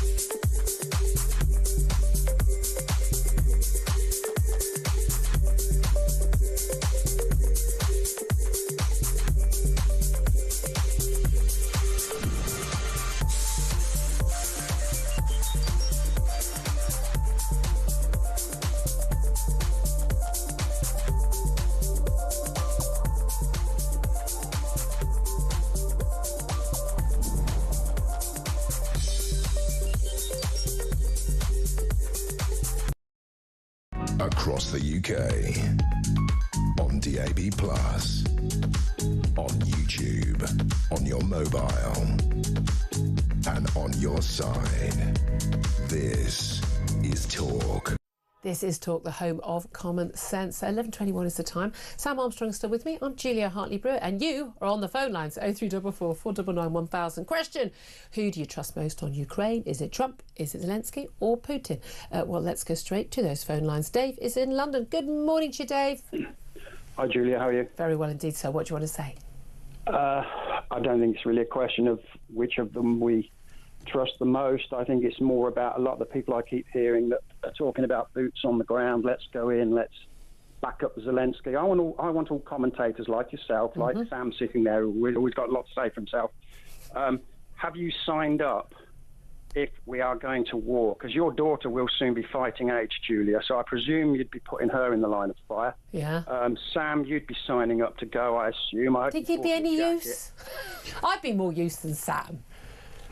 Yes, possibly so, but that's what I want to know now from commentators. Would we sign up? It's all very well with the Blackadder sketch with old. But here's the thing, Dave. Here's the thing. So when we say that we want more people to get more operations on the NHS or more people to be teachers, you don't go, well, are you going to go and train as a surgeon, Julia? Are you going to go train up as a teacher? You don't ask that. I don't think virtually anyone is talking about British troops going to fight and lose their lives in Ukraine. President Zelensky was adamant about that from day one. No, we'll do the fighting. We just need the military weaponry to be able to do that. They've never asked anyone to spill their blood. The only talk that Keir Starmer said is a British peacekeeping force as part of a NATO, a coalition force as for peacekeepers. That's quite different. No one's asking British people to die. No one is yet, but we're still in stage 1 of the war. Nobody asked a lot of people to join the Second World War, but as the war went on, more and more people started to be dragged into it. So do you think we are in effectively Sudetenland territory, and we're going to do a peace deal, peace for our time, wave the piece of paper on the way back down the plane, and everything's going to look fine. Then in a couple, I think it was a year later, wasn't it? It was just under a year later that we were at war with Germany. So maybe we ought to face up to that. True, but when you say we were at war, it will be the white working class boys of Essex and Darlington. And the black working class boys of Essex as well. Yeah, but it won't be. It'll be the white working class lads that'll get dragged up first, and you know it. It won't be everybody else, and everyone else that sits there going, "Come on, lads, I'll be right behind you." Yes, 30 miles behind you. Okay, but that are going to get slaughtered on the battlefield. Remember that. It is largely young men who are in the military.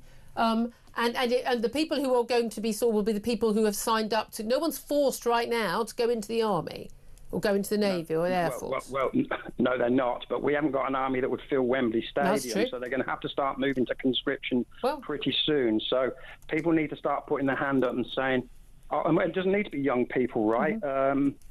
If you're fit enough to go.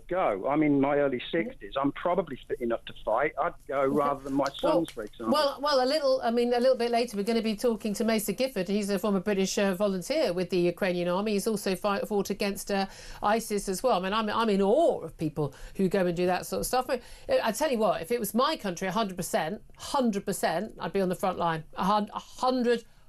I would fight for my country. No one is asking people to fight for Ukraine. If we actually gave Ukraine the military aid they needed, we gave it to them sooner, they wouldn't even be at war still. 100% you'd be on the front line. Would you put your daughter on the front line? That would be up to her.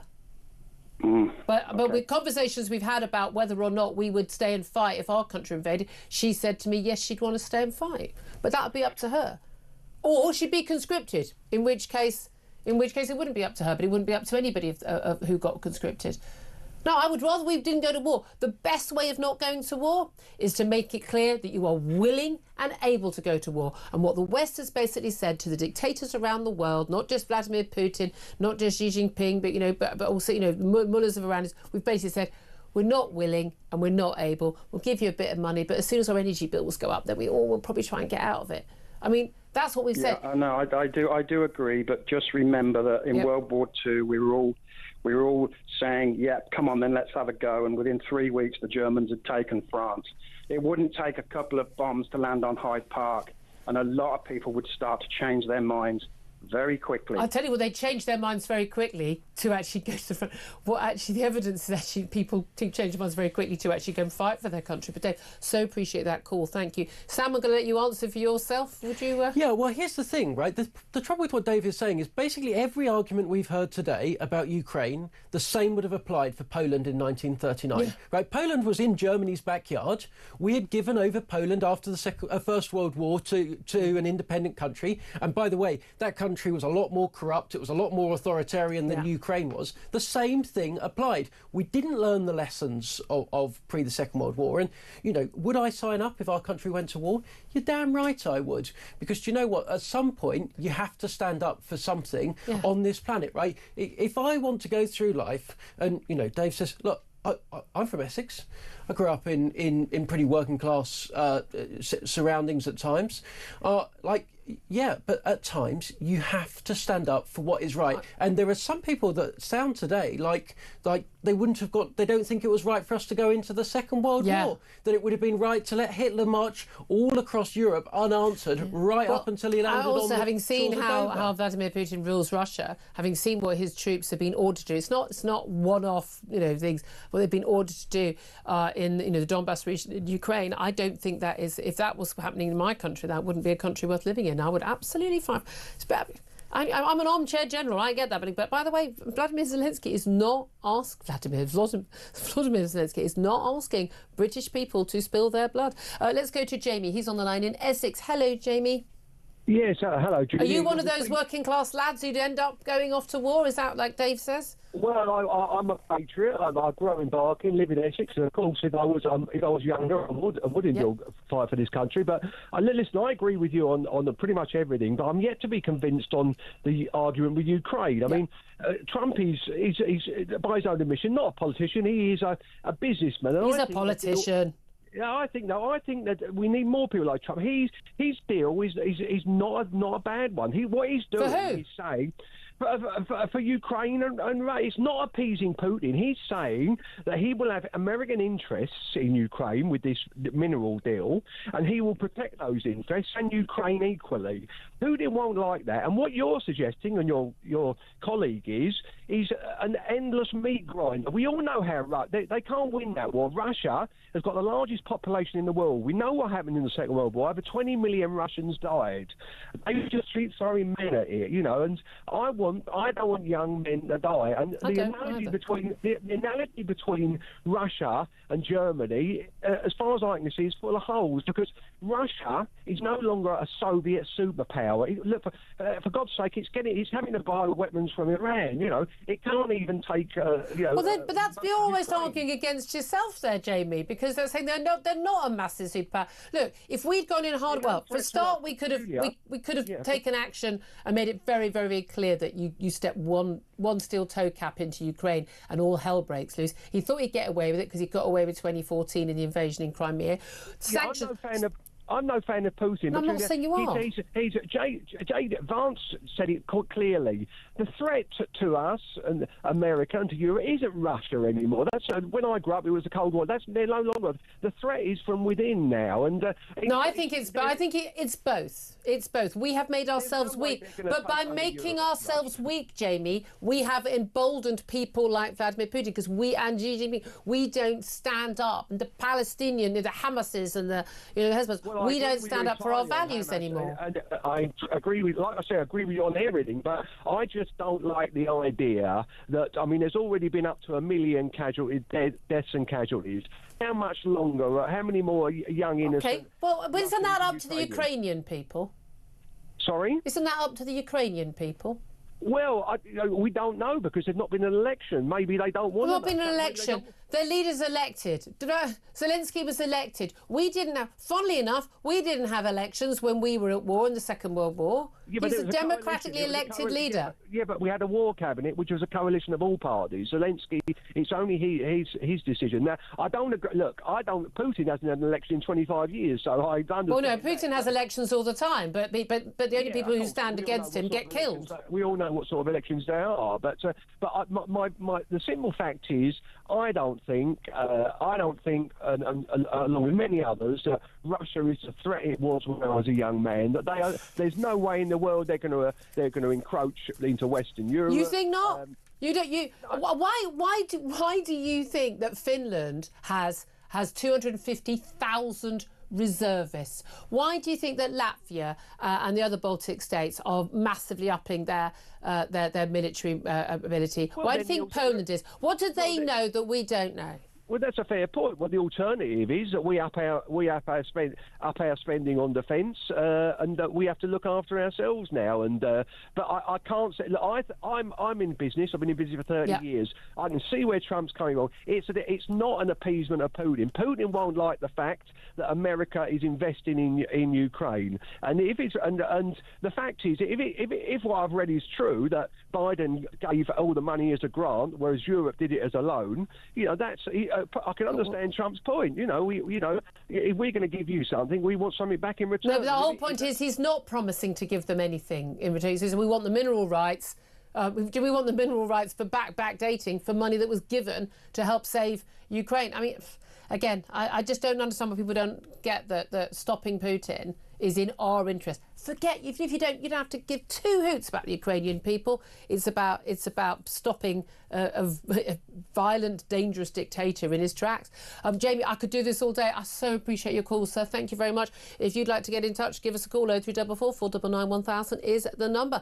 11:32 is the time. We'll take a quick break. Up next, we're going to talk about the German elections and what does that teach us? The performance of the AfD coming second and doubling their vote in just one election cycle. What does that tell us about what Reform UK could do here? This is Talk.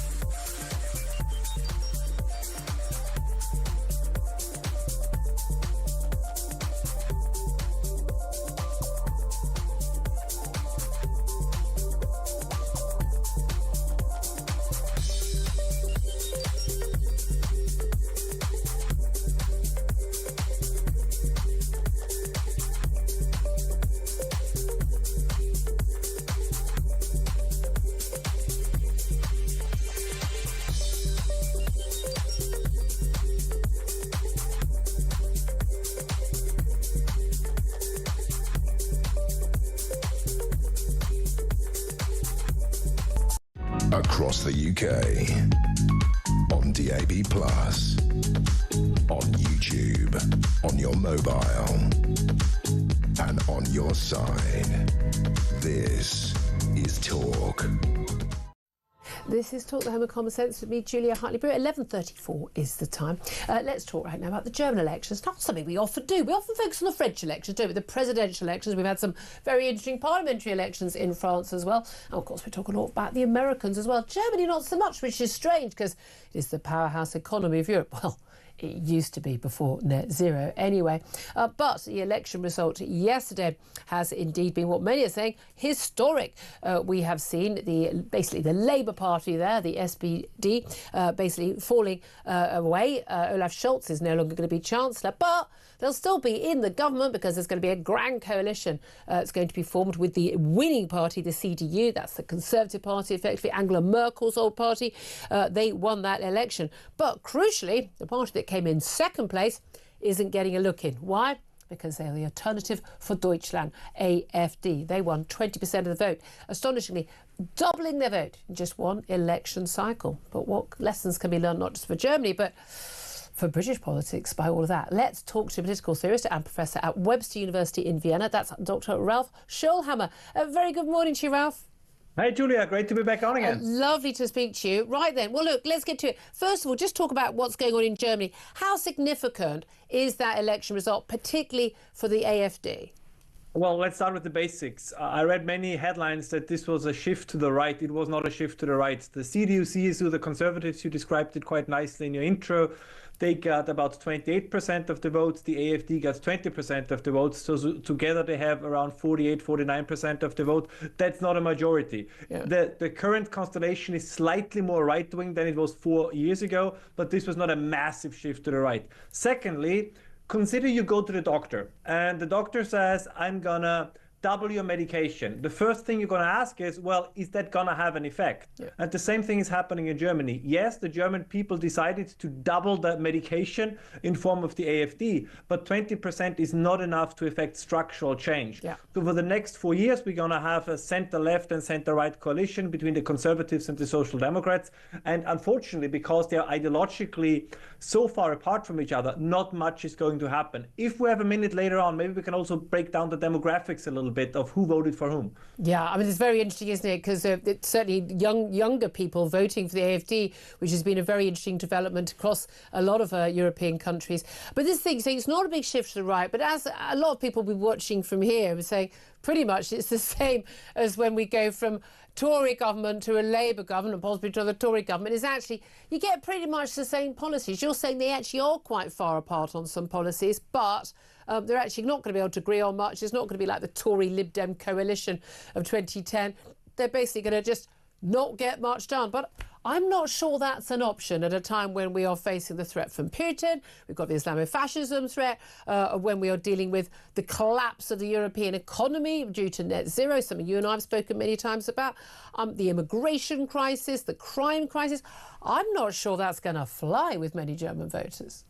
Well, I think if we look also at the situation in the UK, the problem we have in Europe, if you look at the major countries, Germany, France and the United Kingdom, even though people have shown, or a significant number of people have shown their interest in true reforms and voting for new alternative parties, whatever we think about them in detail, but they showed a willingness to shift their votes, it was not enough to yet reach crucial mass. Yeah. So both in France, in Germany, and also I would argue in the UK, we are still stuck with the same old elites from yesteryear. And another factor that I found quite interesting in Germany, and I think the numbers are quite similar in the UK, the driving force that at the moment is preventing that change, and I'm going to get in hot water with saying that, it's women under 30. Women under 30 disproportionately vote for left and far left parties. And they are, you mentioned net zero, you mentioned mass migration. These are usually the political movements that are behind or supportive of mass migration and net zero policies. Yeah, again, they think of themselves as the nice people. That's what they think that. But it's interesting, in Germany, they've got this firewall system. So we're often told that for parties to break through, you need to have PR, because then, of course, you get that representation. We saw with Reform UK, all those votes and only 5 MPs in Parliament, although you can argue they're actually here for having rather more impact than many Conservatives are having in Parliament in Britain. But that firewall policy where basically no other party will deal with them, no other party will consider having talks for a coalition with them, being set out of power. So again, I would say be careful what you wish for to Nigel Farage. I mean, he always wants to move towards PR. But let's talk about the AfD policies, because we talk about them as a far-right party. Now, you know, we've got an awful lot of supposedly mainstream people here, centrist people here, refer to Nigel Farage and Reform UK as far-right, but they're clearly abjectly, clearly not far-right. But the AfD does have some very nasty elements, some racist elements, which people are concerned about. But an awful lot of their policies would be very popular with most voters, would they not? Talk us through some of the highlights. No, the point is, right, they would never be alone in government due to the political system in Germany. Yeah. So even if the CDU says we are conservatives and you guys are quote unquote far rightists, they can make conditions. For example, they can say you have certain politicians in the former East German provinces that are too far to the right. Yeah. They cannot play a role in federal politics, but others like Ms. Weidel, like Mr. Kruppalla, they're okay. They can play a role in federal politics. As you pointed out, you can say, okay, we can cooperate on your energy policies. We can cooperate on your deregulation policies. Germany does not, and neither does, of course, the UK. They're not voting for a dictator. Yeah. So this would have been a chance to say, we cooperate, we take you into a coalition, and we hem in the more radical elements of your party. Because here's the fun part about democracy.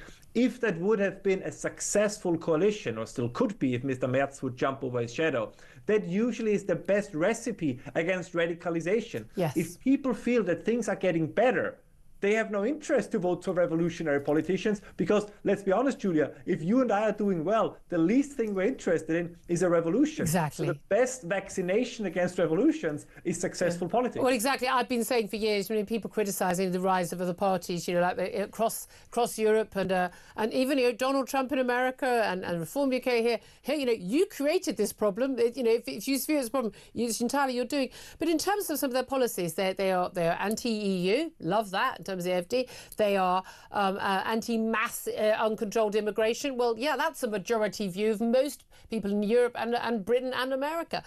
They are in favour of scrapping net zero policies, which is absolutely vital to the German economy, trying to go back to the sort of powerhouse it once was. They're talking about, when it comes to immigration, wide-scale deportations. Again, that's a policy for which Donald Trump, very popular election. And they're not talking about sort of, oh, you've got brown skin, you have to leave. BNP style. They're talking about people who've got no right to be in the country, who've committed crimes, being forced to leave.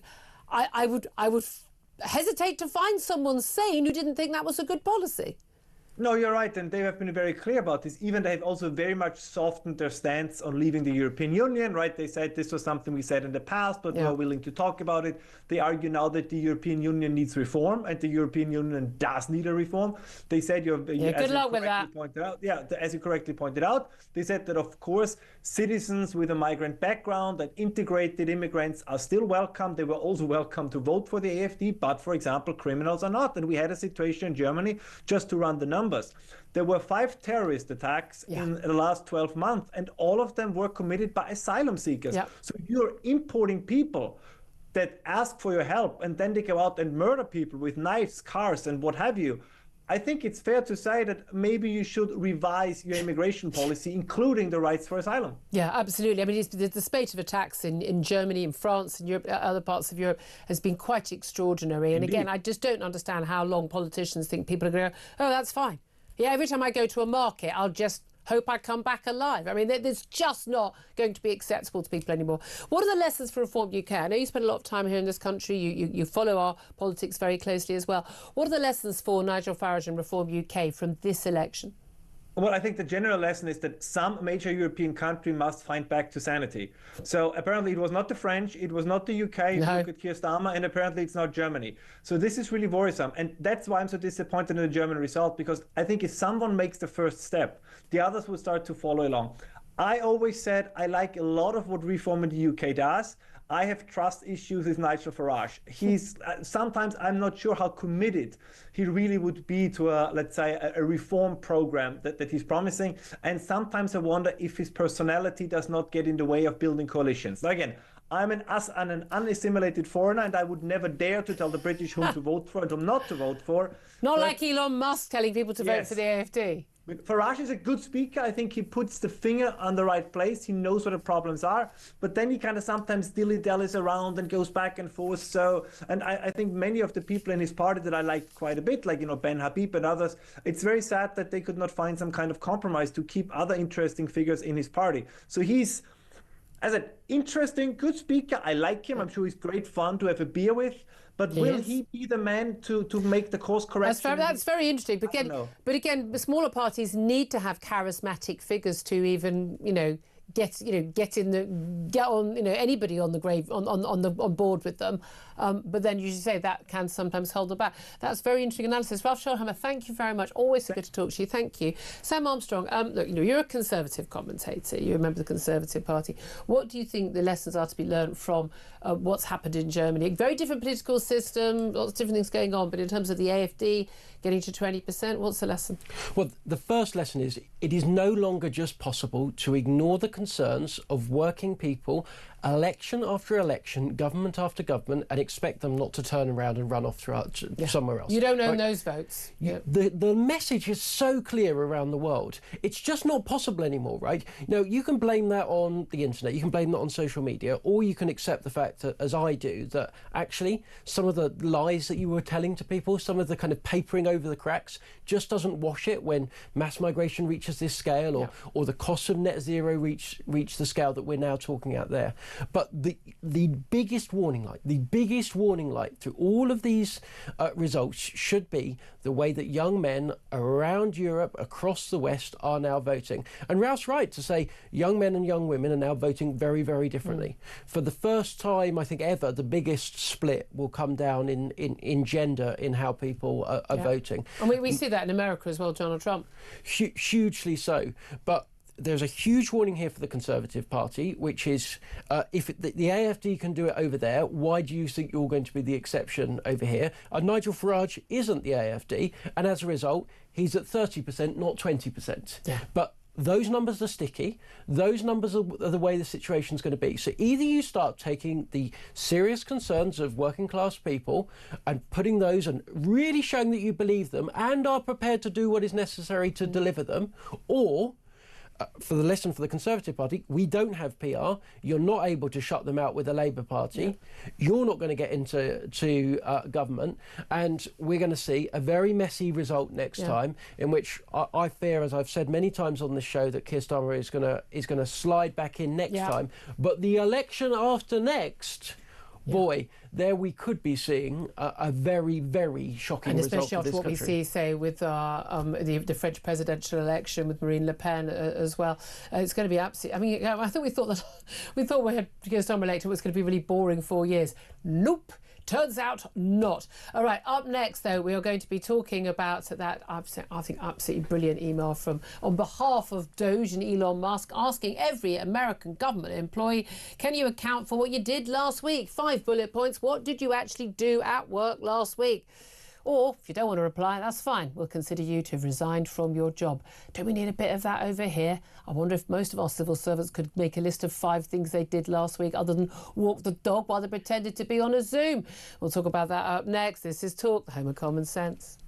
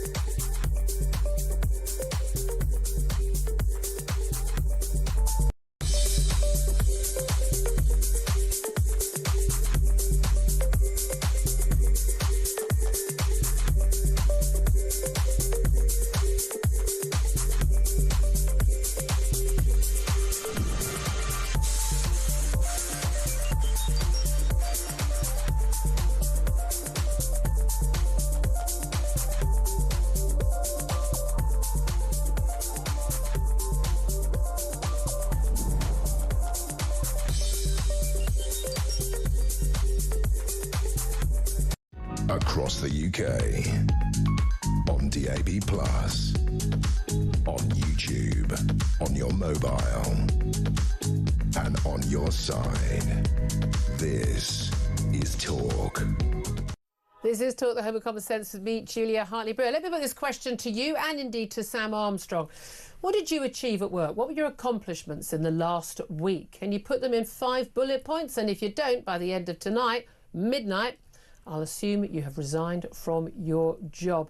Could you do that? What would those 5 bullet points be? Sam Armstrong, do you think that's a reasonable email to have been sent on behalf of HR of each department in the US administration? Basically, they all got this email, but it's at the behest of Elon Musk and his Doge, his Department of Government Efficiency, basically saying, what have you got done at work in the past week? You know, I find mad. Why is this surprising? Why is it remarkable? Why is it not the case that most employees are asked periodically, what is it that you've been doing at work? What are your responsibilities? What are you doing there? And why isn't it reasonable for when a new ownership, like when a company's bought out, you'd see the new management come in and they'd say, right, what do you do? What do you do? Yep. And have a little look. Oh, can we reorganise this? Can we make some efficiencies there? These are basic everyday events in business in this country, despite our madly restrictive employment laws.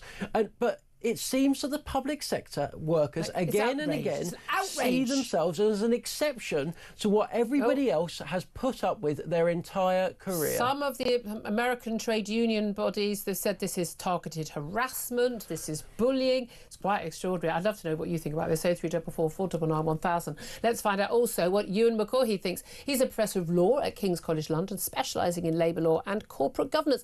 Very good morning to you, Ewan. Morning.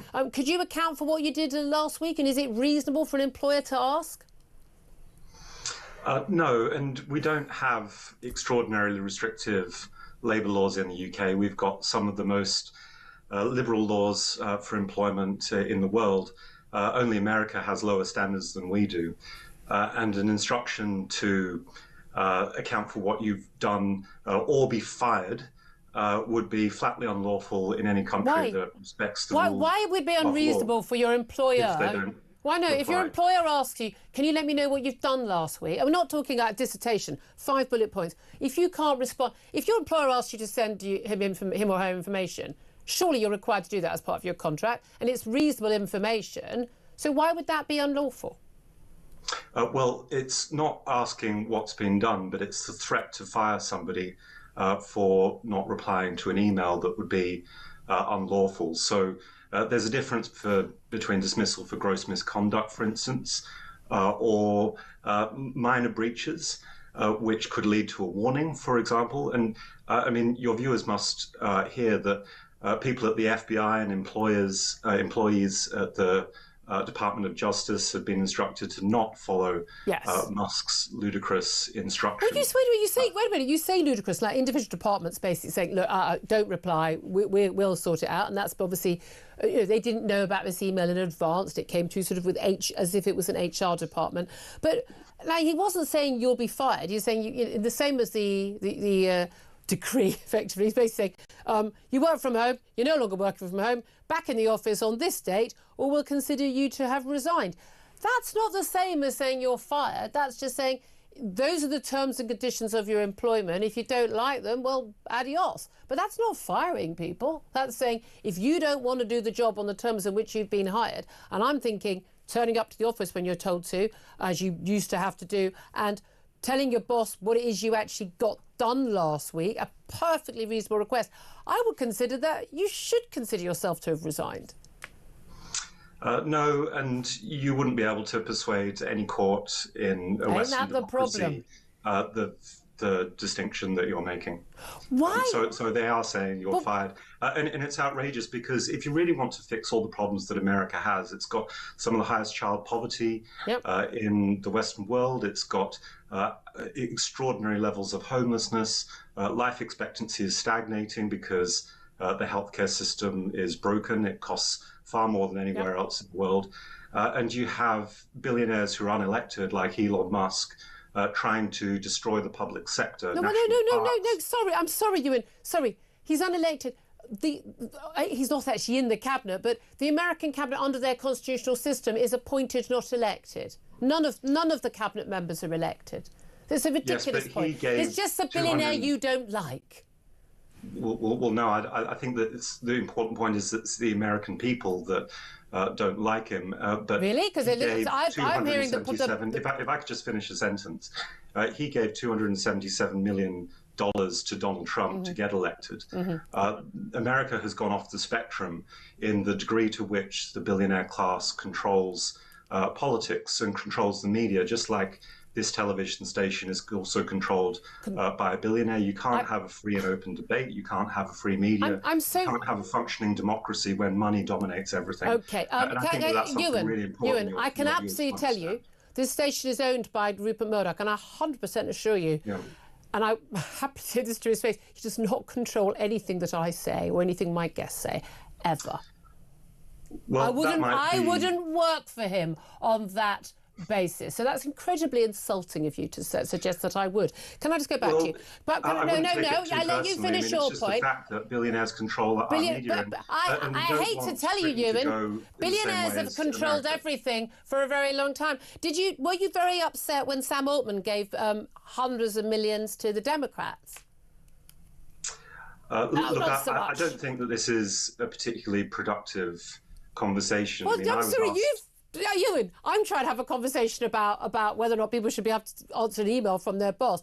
You're the one who's turned it into, I don't like Elon Musk, he's a billionaire, it must be a bad thing. I don't want big money in our politics at all. If it was up to me, no organisation, no individual could give more than £5,000 or £10,000 because I wouldn't want that influence because they listen to those people. However, it is irrelevant that Elon Musk is unelected because everyone who works in American government other than the president, in the executive, is unelected, so other than the vice president. So sorry, I hate to tell you, I might actually know something about this as well as you. But that's a silly point to make. It's an irrelevant point. Here's the thing.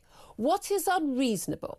Take out the will consider yourself to have resigned point. What is unreasonable about asking people who are paid for by taxpayers, paid for. They don't get to choose, like, I'll go to that supermarket or that supermarket. They don't get to choose the civil servants, the people in government whose wages they pay through their taxes.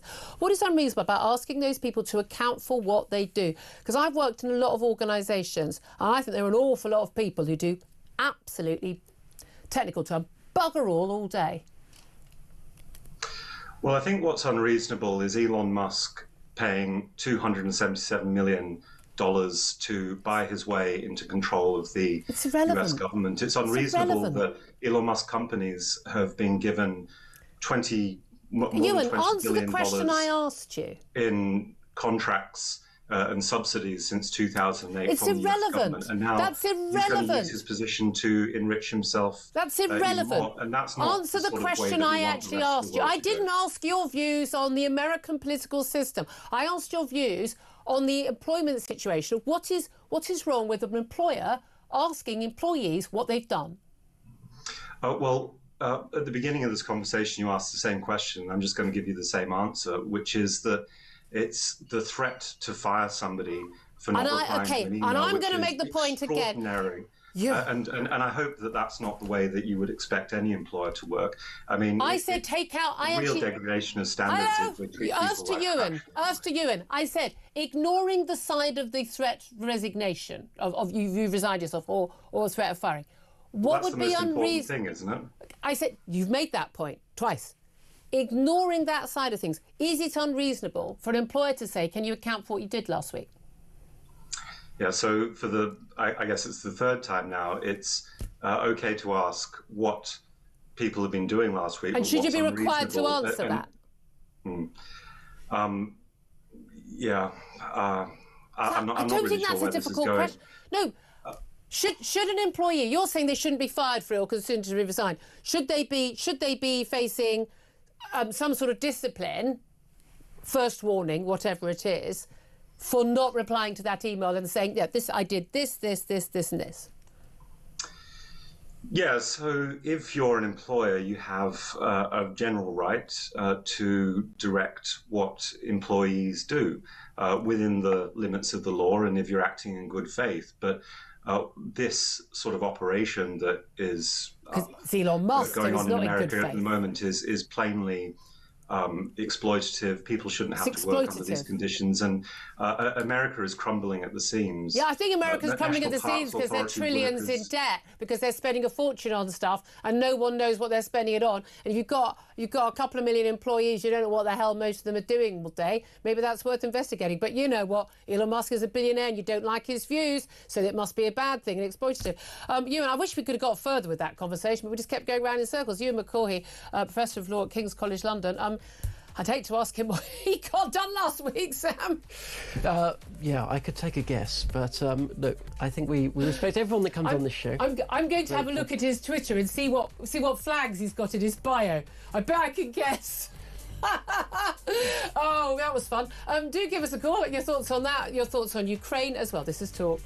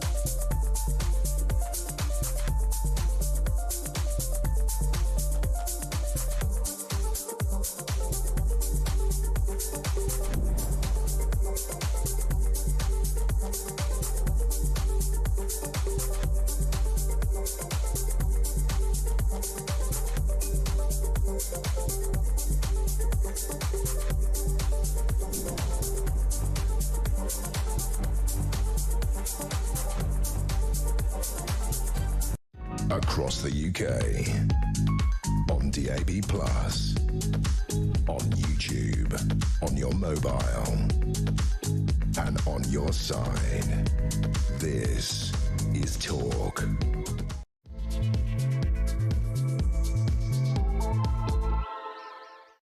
Good afternoon to you. This is Talk, the home of common sense with me, Julia Hartley-Brewer.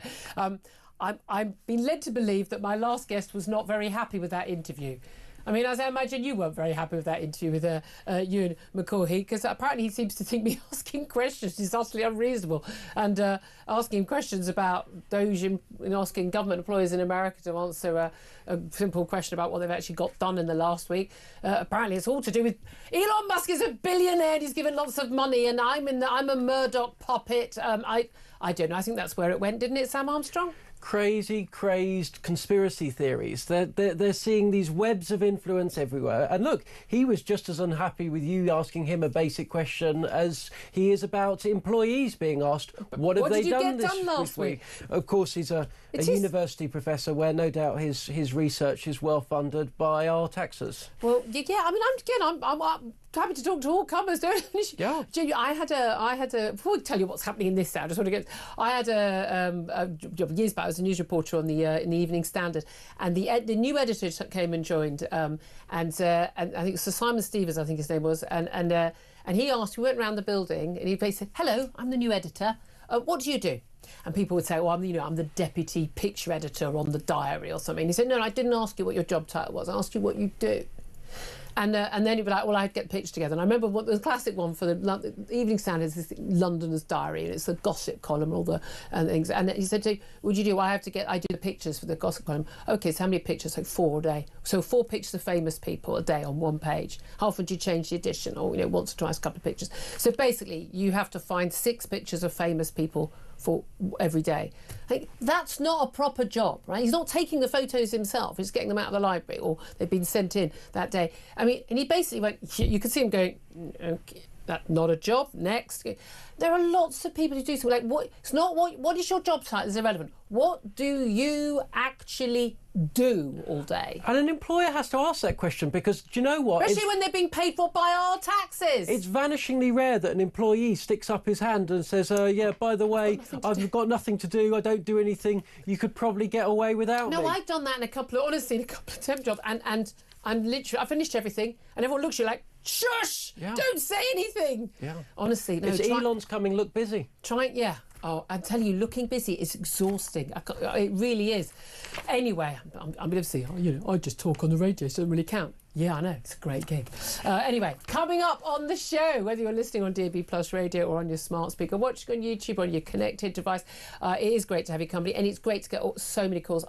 After we talk to our next guest, we're going to get some more of your calls on air. 0344 499 1000. Simple question. Who do you trust most on Ukraine? Is it Trump? Is it Zelensky? Or is it Putin? You can text on 87222, put a message on X at talkTV, even though it does belong to Elon Musk. Calls are charged at the national rate. Text costs 1 standard network rate message. Bearing in mind there is a wrong answer. I'm taking on all comers today. We are going to be talking more about that on the 3rd anniversary of the full-scale Russian invasion of Ukraine back in 2022. Now, also, Zelensky saying that, I'm going to call Trump's bluff, and I will stand down as Ukrainian president. Not a dictator. I'll stand down as Ukrainian president in return for peace and NATO membership for his country to guarantee that peace. What do you make of that? Also going to be talking about the fat jabs.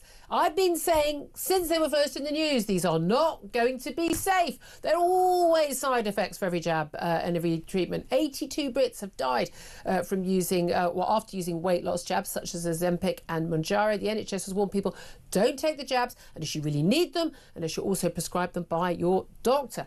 Also, we're going to be talking about the extraordinary case of a grandmother visited by Manchester police officers after she posted comments, nothing illegal, nothing abusive, nothing incendiary, on Facebook, criticising Labour councillors in that WhatsApp group that caused the Labour Minister Andrew Gwynn to resign. The Thought Police are truly alive and well. And we're going to be talking about the BBC, as Tory leader Kemi Badenoch has demanded to know if BBC licence fee cash was given to Hamas terrorists during the making of a controversial documentary about Gaza that featured the son of a Hamas official.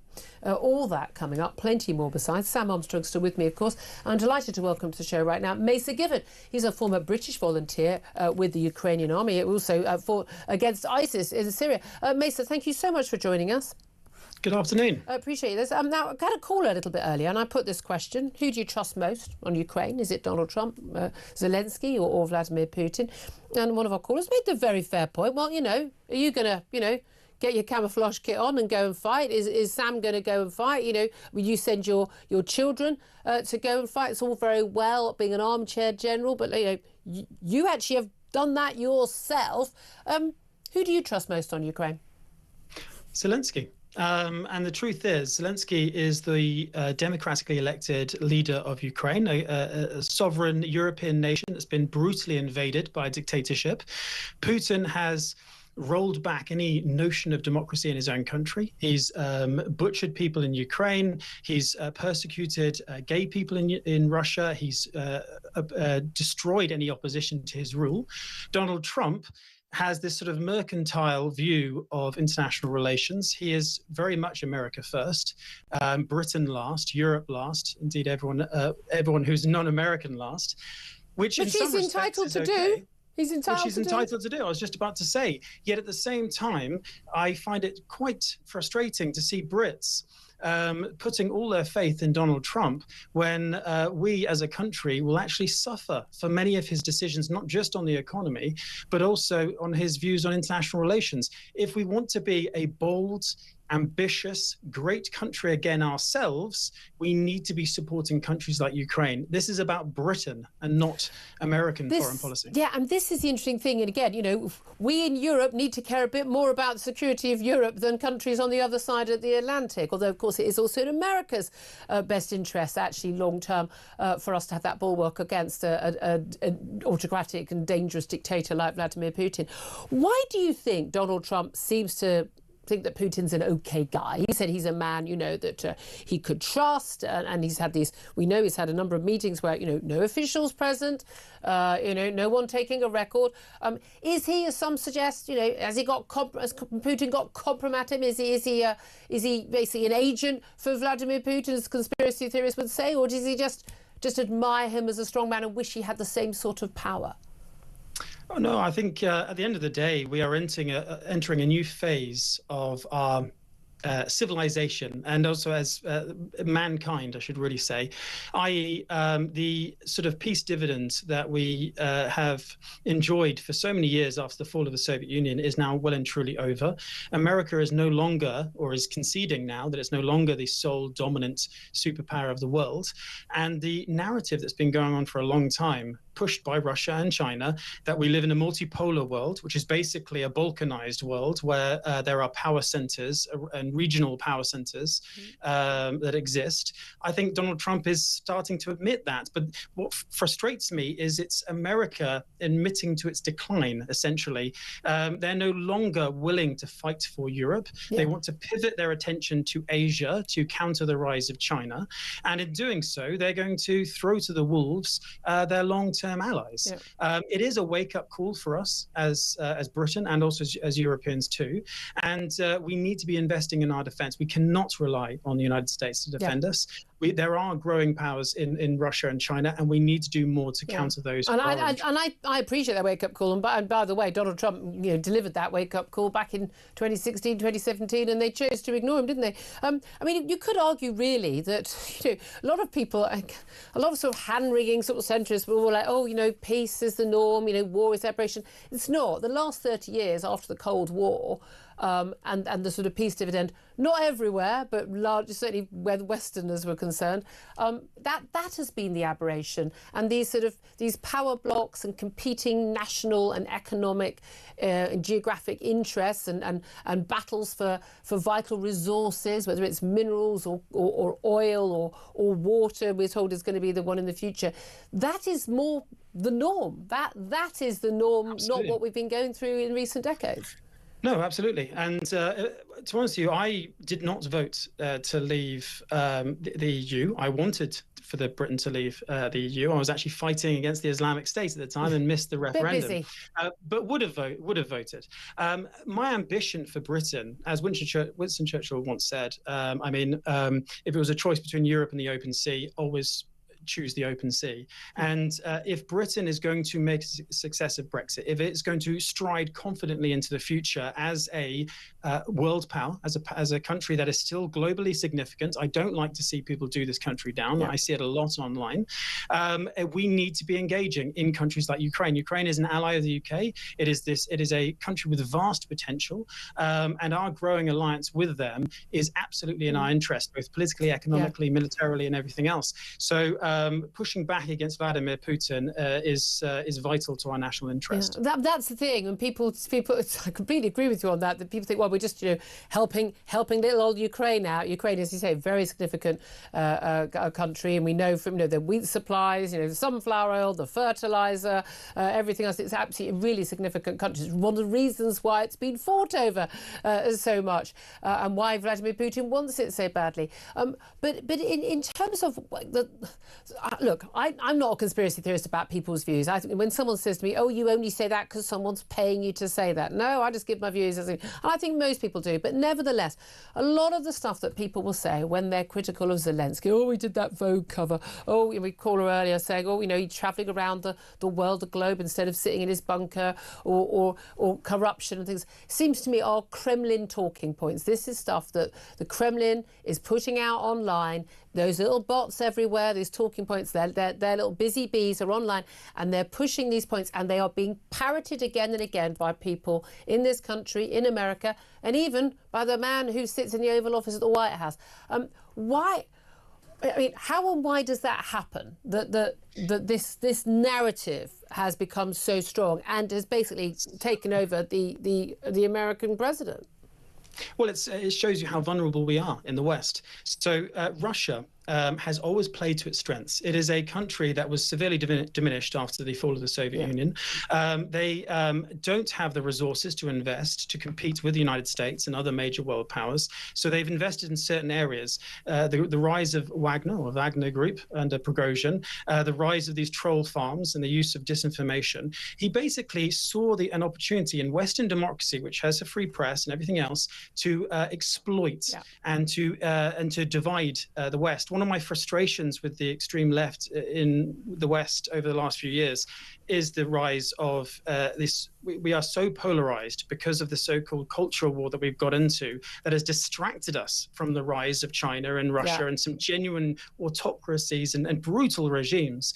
And these regimes have actually utilized that against us. They have divided us. They've funded certain people online. There's been a lot of cases in the United States in particular where people have been receiving money, sometimes unaware that they're receiving Russian money for the things that they say. And so this is a deliberate ploy by China and Russia to exploit our weaknesses in the West. So we need to wake up to that fact. And what frustrates me is it's up to our political leadership to first of all wake us up to that growing threat, but also reiterate and reaffirm and to tell us why it's in our national interest to be supporting Ukraine and to be standing up for ourselves on the global stage. We've got weak leadership in Britain and in the West generally. We haven't articulated the course to people on the streets, and we need to be doing more, because at the end of the day, we are sleepwalking into a crisis, and that crisis is a growing sort of reality that there is a axis of evil on this planet that does want to see the decline of our civilization in the West, of democracy, of freedom of speech, that sort of stuff, to their own benefits. And they're doing everything they can to exploit our weaknesses. So we need to double down and fight back.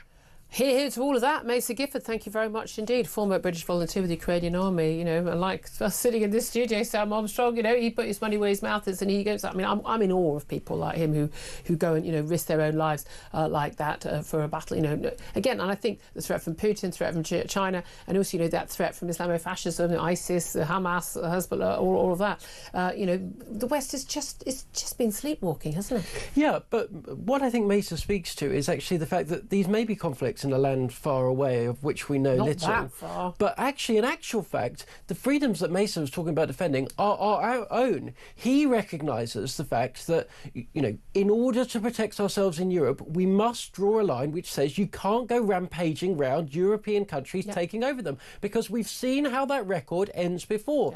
And in order to stand up to Islamofascism, you have to kill it wherever it exists. And I say kill it believably. Oh, I mean quite literally. No, I mean quite literally kill it. Exactly so, because these people will stop at nothing until they have destroyed everything that we hold dear. You can't just, in this world that we live in now, in which people can get around remarkably quickly, you can't just ignore things, because if you let it fester, it grows.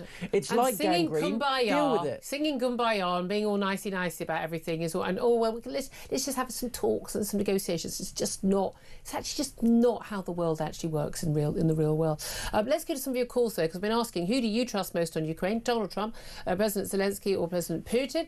Do you give us a call? 0344 499 1000. I'll get some of your texts and tweets as well. But Richard's on the line in Glasgow. Hello, Richard. Hello, Julia. Hello. What do you want to say, my love? I just want to say, as a young person, I think your last caller was completely right. Britain needs to take the global stage and actually stand up for itself, and not just capitulate to Donald Trump, because since the Suez crisis, we've seen much capitulating to America does for this country. Let's be honest, we're not as significant as we were in my grandfather's lifetime, in my father's lifetime. What is it going to be like in my child's lifetime, my grandchildren's lifetime? I mean, we are going to be. Look, we had an empire. We ruled most of the world. We're not going to be significant, but we are still a player. We're still the National Security Council. We've still got a big economy. We've got a navy. Yeah. If we capitulate to America, and this is where Keir Starmer's the Prime Minister needs to decide, is he actually going to draw a line in the sand, unlike other Prime Ministers? Are they going to capitulate to American foreign interest, or as a member of NATO, are we going to stand by the principles of the North Atlantic Treaty and decide what is the future of this country? Is it capitulating to tyrants across the world? Yeah, but we can only do that if we've got enough military might and will to actually defend ourselves and defend our allies. And right now, we don't, Richard. Thank you so much for your call. Really appreciate that. Because some of the other text messages before we go to another quick call. Omar says, when I ask who do you trust most on Ukraine, he goes, I don't trust any of them. Susie says, I trust Trump. Certainly not Putin. Would never trust Zelensky. He's as corrupt as Putin. I just don't know where people get this from. Panama Papers, I mean, if you're going to talk about corruption, I mean, you could argue about Donald Trump, for goodness sake. Major question marks about what he's done over the years with his companies. Fraser says, why do I have to trust any of them? Real politics is not about trust, it's about interest. Very good point. And says Zelensky, obviously, his country has faced an illegal invasion. What do you expect him to do? Not fight back? Trump is so wrong on this. Darren says he trusts Trump. We're living through crazy times. He is the man to lead us through those times. William says Trump wants mineral rights. Putin wants sovereignty. And Zelensky is the democratically elected leader of Ukraine. Zelensky and the vast majority of Ukrainians want to protect Ukraine's right and desire to remain sovereign and independent. So Zelensky, of course, he says. Thomas says, in terms of trust, he trusts Trump, then Putin, and then Zelensky in that order. Thomas, if you're still listening, I think genuinely, that's an absurd, and I would say awful thing to think. I mean, I really do think that's extraordinary that you would think that you'd trust Putin over. I mean, again, no one's pretending Zelensky. I mean, he's been deified, hasn't he, in the last 3 years? He's not a little god. He's not, he's not perfect. No one's pretending that. They really are. But I mean, you trust Putin. Putin literally has murdered people who stand against him in government. I'm not sure. Does Zelensky do that? I don't know. Pretty sure he doesn't. Let's go to another call. 0344 499 1000 is the number that Dan has called, and he's in Portsmouth. Hello, Dan. Hello, Julia. Hey, what do you want to say? I was speaking.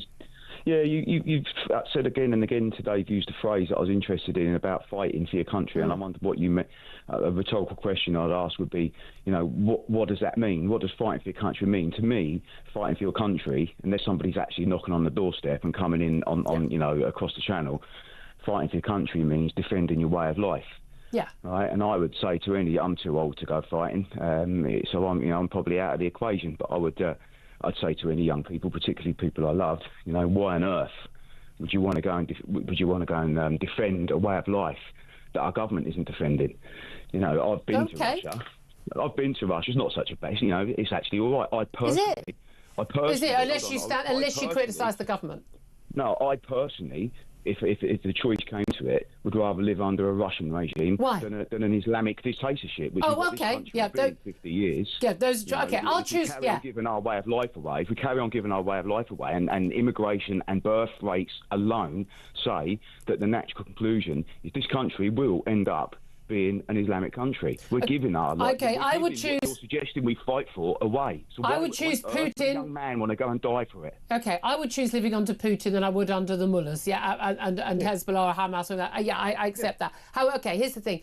I mean, look, I'm not carrying a weapon right now. I'm not losing, walking on a landmine and losing a limb when I'm sitting in the studio. We here at Talk are trying to fight for that way of life, fight for those values, fight for what this country should be standing for, and I think what most British people want and believe in. We try and do that every single day just by speaking out. We get criticised all the time for it. Now, that is a very, very, very small price to pay for standing up for democratic values and liberal values. I'm not facing someone blowing me up for doing it. I mean, although let's face it, with the blasphemy laws, we pretty much are de facto we are facing that. But would I pick up a weapon and kill someone or risk my death to protect the basic values of my country if they were under immediate threat? Hell yes. Yeah, but what I'm saying is, so would I. But what I'm saying is, it's not worse. Why would you do it when the portrayal and the direction of travel is our own government and successive governments are giving that away at a rate of knots anyway. They are, but I don't think that's going to carry on because I think there are enough people now who've woken up and are saying enough is enough. Sod the government. I wouldn't fight for the government, but I'd fight for my fellow British people and our rights and our values. No, I disagree. And one thing, and to answer the question, to be kind enough to answer the question, you actually ask people to answer. Who do you trust? Who they trust. The answer is I don't know. But what I would say is I don't trust really any of them. Why aren't we getting on? If this is such a catastrophe coming down the road, why aren't we getting on a war footing? And being on a war footing means your food. You have your own food. You have your own energy. Dan, I'll tell you why. Because our leaders, one and all, are absolutely abjectly useless, and that is why we need to talk about this stuff. Dan, I so appreciate your call. Thank you very, very much indeed. 12:23 is the time. Going to take a quick break, and up next we're going to talk to the very brilliant Carl Hennigan about those fat jabs. Turns out 82 deaths have been linked to the weight loss jabs. I told you they weren't safe, didn't I? This is Talk, the home of common sense.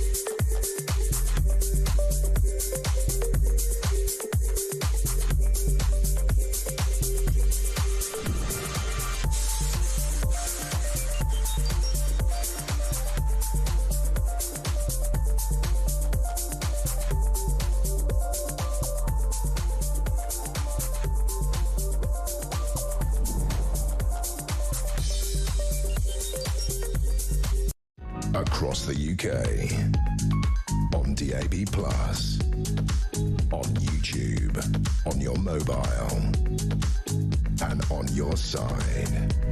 This is Talk. Well, good afternoon to you. This is Talk, the home of common sense. I'm Julia Hartley-Brewer. Sam Armstrong's still with me as well. I'd love to get your thoughts on what our next guest has to say. And this is about the fat jabs. Oh, they've been in the news solidly, haven't they, for the past year or so? And all these celebrities saying how wonderful they are, and editorials in newspapers, on TV shows saying how brilliant these fat jabs are, not just for losing weight, everyone's healthier. Well, let's put the whole country on fat jabs. They're absolutely brilliant. Ozempic, Mounjaro, you name it, they're all wonderful. And, you know, there's no side effects until there started being side effects, when people actually started talking about those side effects. And now, according to the front page of The Sun, some 82 Brits have died after using weight loss and diabetes jabs like Ozempic and Mounjaro. These are the official figures from the Medicines and Healthcare Products Regulatory Agency. And they revealed they're told just up to the end of January, and given how much they've exploded in the last few months, we may be seeing more reports. But are they safe? Are they not safe? Let's talk about this with Carl Hennigan. He's Professor of Evidence-Based Medicine at the University of Oxford. Good afternoon to you, Carl. Good afternoon, Julia. Thanks so much for joining us. I remember talking to you the first time when these drugs came out, and everyone said, oh, these are brilliant. They're absolutely brilliant. Everyone loses weight. They weren't brilliant. There's no side effects. And even if you don't lose weight, you're healthier. And I remember thinking, I wonder if that's true, because funnily enough, the issue of pharmaceutical companies being honest has come up quite a lot in recent years. And when there is so much money at stake, and we are talking about billions and billions of pounds of worth of these drugs, and the possibility of putting millions of people in every Western country on these drugs, there's a strong incentive for pharmaceutical companies to be, should we say, economical with the truth. So how much danger is there for people using these drugs? Yeah, you're right, Julie. I think the last time we spoke was when Wes Streeting said it's going to be a game changer for the unemployed, and that was last year. So you're right, 82 deaths, 22 of those were people taking it for weight loss and 60 for type 2 diabetes. But one interesting aspect about this, I'll come to the adverse event. The Sun says about 500,000 Brits are taking the medications. So I've been on to look at the prescribing data, and my analysis says that actually about 260,000 prescription items are out there. They've gone through the roof, these drugs. So it's about £26 million a month, in excess of 300 million. So although we've had 82 deaths, you can expect to see more. So like the Mounjaro one has gone from nowhere in March to 125,000 prescriptions by December 24. So I expect this number to get greater. The second thing is that the disparity between the 500,000 the Sun's reporting and the 260 million the 260,000 that are in the prescription data. One of the key concerns is that people are buying this online, not getting any advice, and actually buying it on a website. Falsified products, that's been an alert, and issues, they don't understand the side effects. You can get diarrhea, vomiting, nausea. About 1 in 15 people stop taking the drug because of that. But about 1 in 10 will have a serious adverse effect, particularly things like dehydration and renal damage, because you've got all that diarrhea, you feel nauseous, you're not taking enough fluid on board. So it's incredibly important you stay well hydrated with these. But that's the thing, we were told, weren't we, oh, these are all, there's no serious side effects. But even in the study, which was, put out, the actual trials that the drug companies did, they showed there were adverse effects. They also showed, and I thought this was what was so funny, it was actually almost just risible, was actually how little weight loss there is for most people. So was only 70% of people actually lose weight, but actually the amount of weight that, say, a 20-stone person would lose in an average year is just the equivalent of losing ½ a pound a week. I can lose ½ a pound a week by missing breakfast. So you're right, the biggest issue that any weight loss, all weight loss strategies work while you're on that short-term period, is how do you keep the weight off when you stop the intervention? And the thing is with these drugs like Ozempic, NICE says after 2 years you shouldn't be on them anymore, and most people will regain their weight by year 4 and 5 unless they make lifestyle changes. Now, if you remember, post-pandemic, I think it was Boris was going to have a big drive on obesity, a big public health campaign. It's completely disappeared off the agenda. Why? Because these magic bullets are great for the industry. They're going to make the industry that make them billions of pounds, and at the end of it we're going to look round and say, look at how many adverse events, how many harms have introduced, but also this biggest issue of falsified medicines and people bypassing prescriptions and getting it online. You need to have the advice, and again, crucially, you've got to change. This is the opportunity to change your eating habits, your relationship with food, and your diet generally. But that's the thing. NHS bosses have said don't get this online. You've got to be doing this under the care of a doctor who's seen you directly. But also they're saying you shouldn't take these jabs unless you really need them. So there's that trade-off of there may be adverse effects, but the impact of your obesity is such that has a big adverse effect. But I know a lot of people who, frankly, have got a little bit of a tummy, and don't want to just give up, you know, the odd donut or slice of pizza, who are using these drugs. That can't be a good thing. I want to give you one important message that is not coming across as well. The women of childbearing age should be on contraception if they take these medications, and at least 2 months after. They are avoided in pregnancy because they're toxic in animal studies. So anybody out there listening who is of childbearing age, you need to be on a contraceptive because they are toxic in pregnancy and completely That is terrifying. But also, by the way, if you're taking the contraceptive pill and you've got diarrhea, your contraceptive pill is not going to work. Yeah, correct. So there are huge issues. The other one as well, believe it or not, is if you're driving, the advice is not to drive because they cause dizziness. So there are lots of issues here that actually people are taking them and they're not. The message is not there from a public health perspective on the issues at hand. That's why you must see a doctor and you must get the right advice, and please don't get these online, whatever you do. But also, you could just eat less and exercise more, which also works. Carl Hennigan, always good to talk to you. Professor of Evidence-Based Medicine at University of Oxford. Sam Armstrong. Now, I said from word go, I did not trust that these drugs would be without side effects. I don't think they're the answer. They, again, like all of these, it's a faddy thing. You can. I know lots of people have lost weight. Oh my God, virtually every national newspaper columnist, you know, woman's going, oh look, I was this way, I've lost all this weight. Yeah, and you're going to be on it for life. I just don't think we should genuinely be on drugs for life. Well, here's the thing I would say about this industry is we both know so many people that are on these drugs that are getting them on online pharmacies. And look, for some of them, I suspect, you know, they're capable of handling it. But I also know of, you know, somebody that I know who went on them a little bit pudgy, has stayed on them, and now she looks like she's a sort of shriveled prune. And my one fear, though, is that pushing so many people down this non-NHS route is that a lot of people are making the decisions themselves. And we know that especially women in particular, will go on them and they just won't know when to stop. And I suspect we're a couple of years away, actually, from seeing, you know, proper Ozempic-based or Mounjaro-based anorexia really hitting they'll be banned.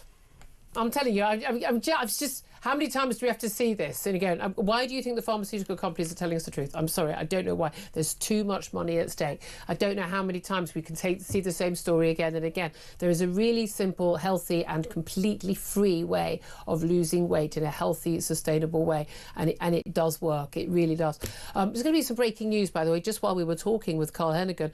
The MP, Mike Amesbury, former Labour MP sitting as an independent since being stripped of the whip, he has, in the last couple of minutes, been jailed for 10 weeks at Chester Magistrates Court. He admitted punching a man in the street in Frodsham in Cheshire last October. Quite extraordinary scenes, actually. But he pleaded guilty to that, and he has just now been sentenced to 10 weeks at Chester Magistrate Court. Sam, implications of this, like, look, realistically, I think with 10 weeks, does he have to stand down as an MP? Can there be a recall? Well, there definitely will be a recall petition, and in which case, how does that seat go? Yeah, well, Runcorn is a seat you're definitely going to see a by-election. Labour have got a big majority there, but Reform will be snapping at those heels. But I think at 10 weeks, the chances of there not being a by-election are low. It might explain why Labour are so keen on abolishing short prison sentences at the moment. Well, indeed. I mean, again, it's untenable. You know, even if you voted for the guy of that constituency, you go, right, this guy, you're behind bars for assault. There's no way in the world. And of course, he used his MP title in the assault. He said, you won't mess around with your MP again, won't you? That just makes it such a workplace issue as well. Yeah, absolutely. Yeah, I wonder what Elon Musk would have written to him. What did you do at work last week? Anyway, 12:35 is the time. Again, it is now time to find out how you could be with a chance of winning £25,000. It's competition time, and we're giving you a chance to win a whopping £25,000. So what do you need to do to get involved? All you have to do is text the word prize to 83338, or you can enter by post. It's as simple as that. Once again, to get involved, just text the word prize to 83338, or you can enter by post. 18 plus, UK excluding NI. Enter by SMS for £2 plus one standard network charge by 11 p.m. on March the 3rd, 2025. Or send your name, email and contact number to £25,000 cash competition, PO Box 3190, Colchester CO2 8GP, to arrive by 5 p.m. on March the 6th, 2025. This is a News Broadcasting Network promotion. Full terms and conditions at talksport.com. This is Talk. Welcome back. Good luck with that prize competition. Up next, we are going to take a quick break, and then we're going to be talking about the thought police turning up on yet another woman's doorstep over a Facebook post, and also why are fewer benefits claimants who refuse to take a job being sanctioned. I thought we were going to get those people back to work. That's up next with a former Labour Special Advisor. This is Talk.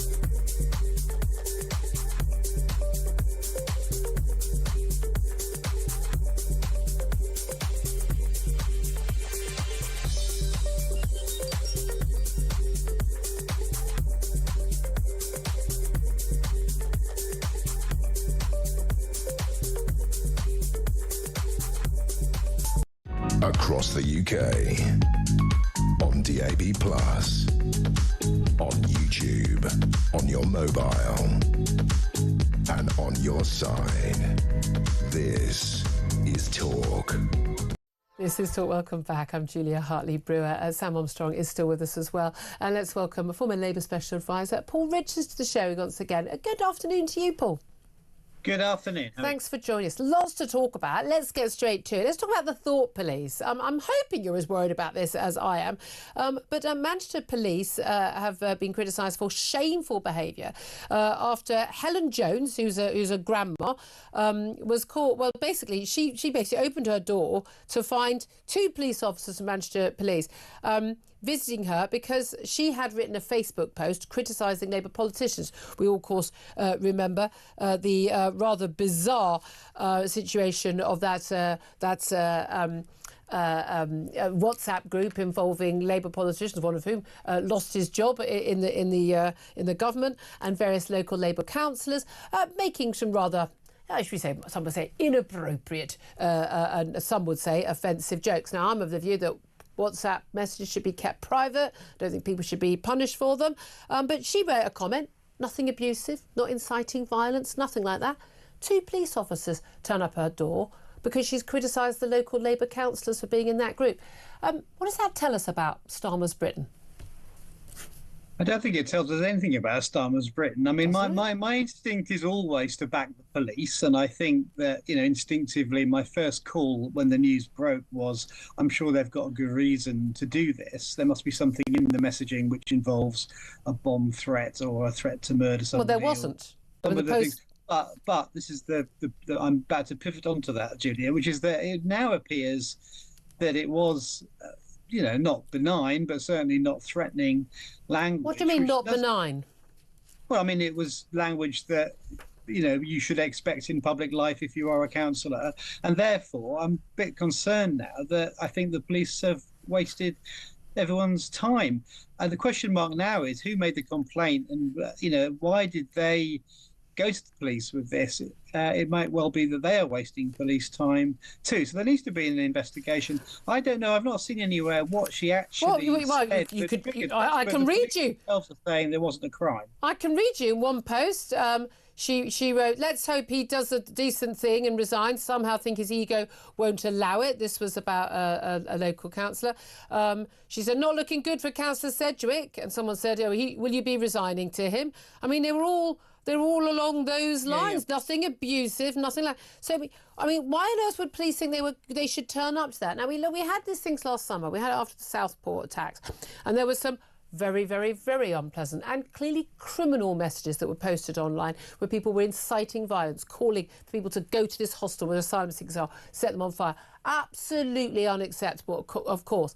But we also had people who were just expressing their opinion and not doing any thought, and they were also facing the police turning up. But this is massive overreach. Someone calling for a councillor to resign because they've been in a WhatsApp group that's supposedly so awful that a government minister has had to lose his job. I mean, I think the issue here is, though, that the police need to look into this, and it looks like a misdirection of resources. No, they don't need to look into this. Well, they do need to look into it because we need to know what the threshold was that meant that the two officers were deployed in this way, and that seems, on the face value, to have been a waste of police time, like I say. But the police should not now be open to the kind of criticism that they are the Stasi. This is the thought police. Their faces are all over the Daily Mail and other newspapers now, so those two officers can't behave. And I'm always going to back the police in this situation. Why? They must have felt at the time, because we should back the police. Why? And because at the time it would look like they had some threshold had been crossed whereby they should have... No, but they didn't turn up saying, someone's told us that you've written some messages. They would have looked... I mean, if you're going over to interview a woman about her messages saying that she believes she's committed a crime... I mean, non-crime hate is, by definition, not a crime, shouldn't be involved in it. So they would know what the messages were. Why did those police officers think that what she'd written was a crime when it's been established right now, she's not facing any charges, it wasn't a crime? So why are they wasting that time? Because, I mean, look, you know, people report a burglary and no one turns up. Girls are gang raped and groomed, no one turns up. Why are they turning up? Because some woman's written something on Facebook about a local Labour councillor.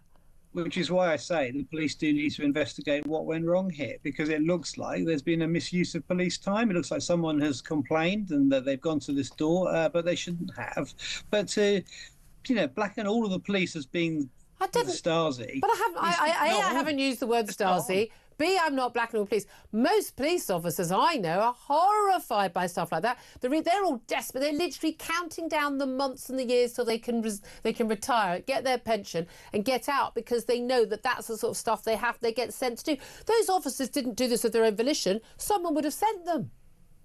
Which is why we need to know that. But you did use the word criminal earlier. There are things you can say online that are criminal, and the internet is not an ungoverned space. You can't just do and say anything you like. But we've already established that what she did wasn't criminal, because otherwise she'd have been arrested. Which is why the police need to look at it.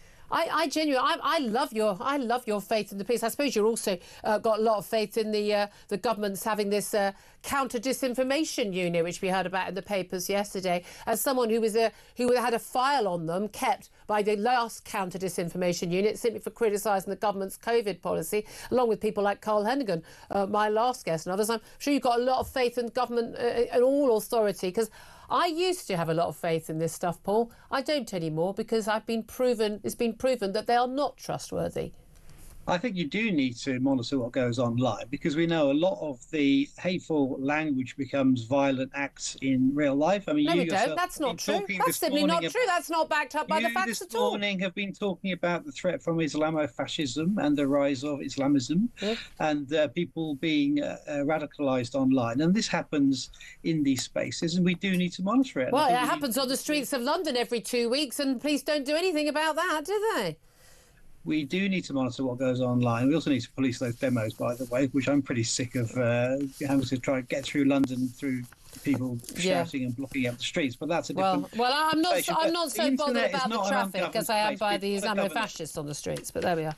There are laws, though, that we do need to apply to the internet, just as we do to the street, because it's not an ungoverned space. And what goes on in the internet is subject to the criminal law. Let me begin. Wasn't criminal. Okay, can I also ask you about, just one more question, I want to ask you about the benefits claimants, because according to the latest research, fewer rather than more benefit claimants who refuse to accept a job are actually being sanctioned by the benefits agencies, despite a promise by the Work and Pensions Secretary Liz Kendall that she's going to crack down on worklessness. So how is that explained, and why is anybody who refused to take a job not instantly sanctioned? Full stop. You're done.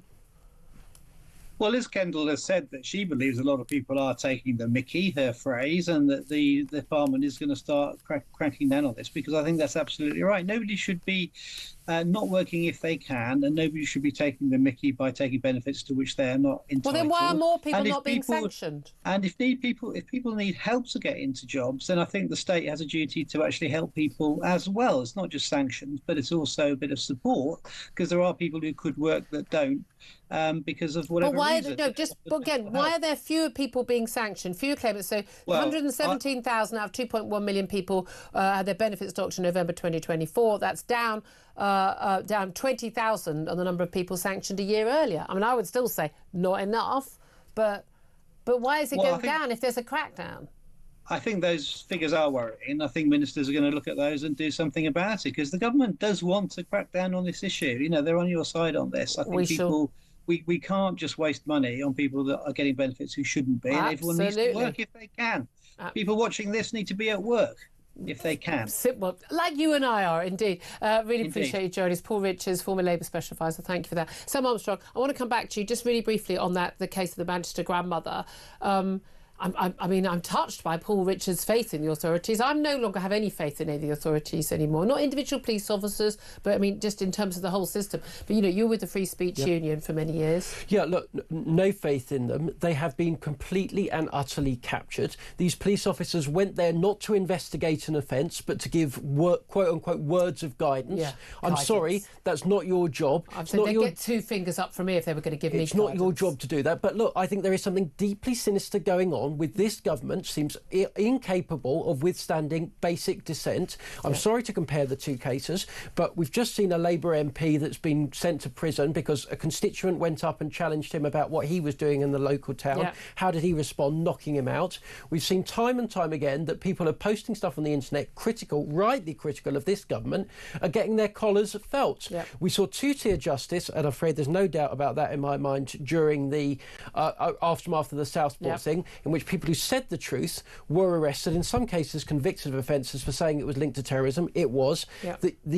This Labour government have completely and utterly captured the police, I'm sorry to put it this highly, and are using it to clamp down on anyone who stands up to them. Yeah, I mean, I just think it's so sinister. I don't know how anyone can't see that. But there we are. 12:48 is the time. Up next, we are going to be talking about whether or not BBC licence fee cash was actually given to Hamas after an outrageous documentary featured a Hamas official's son and pretended he wasn't.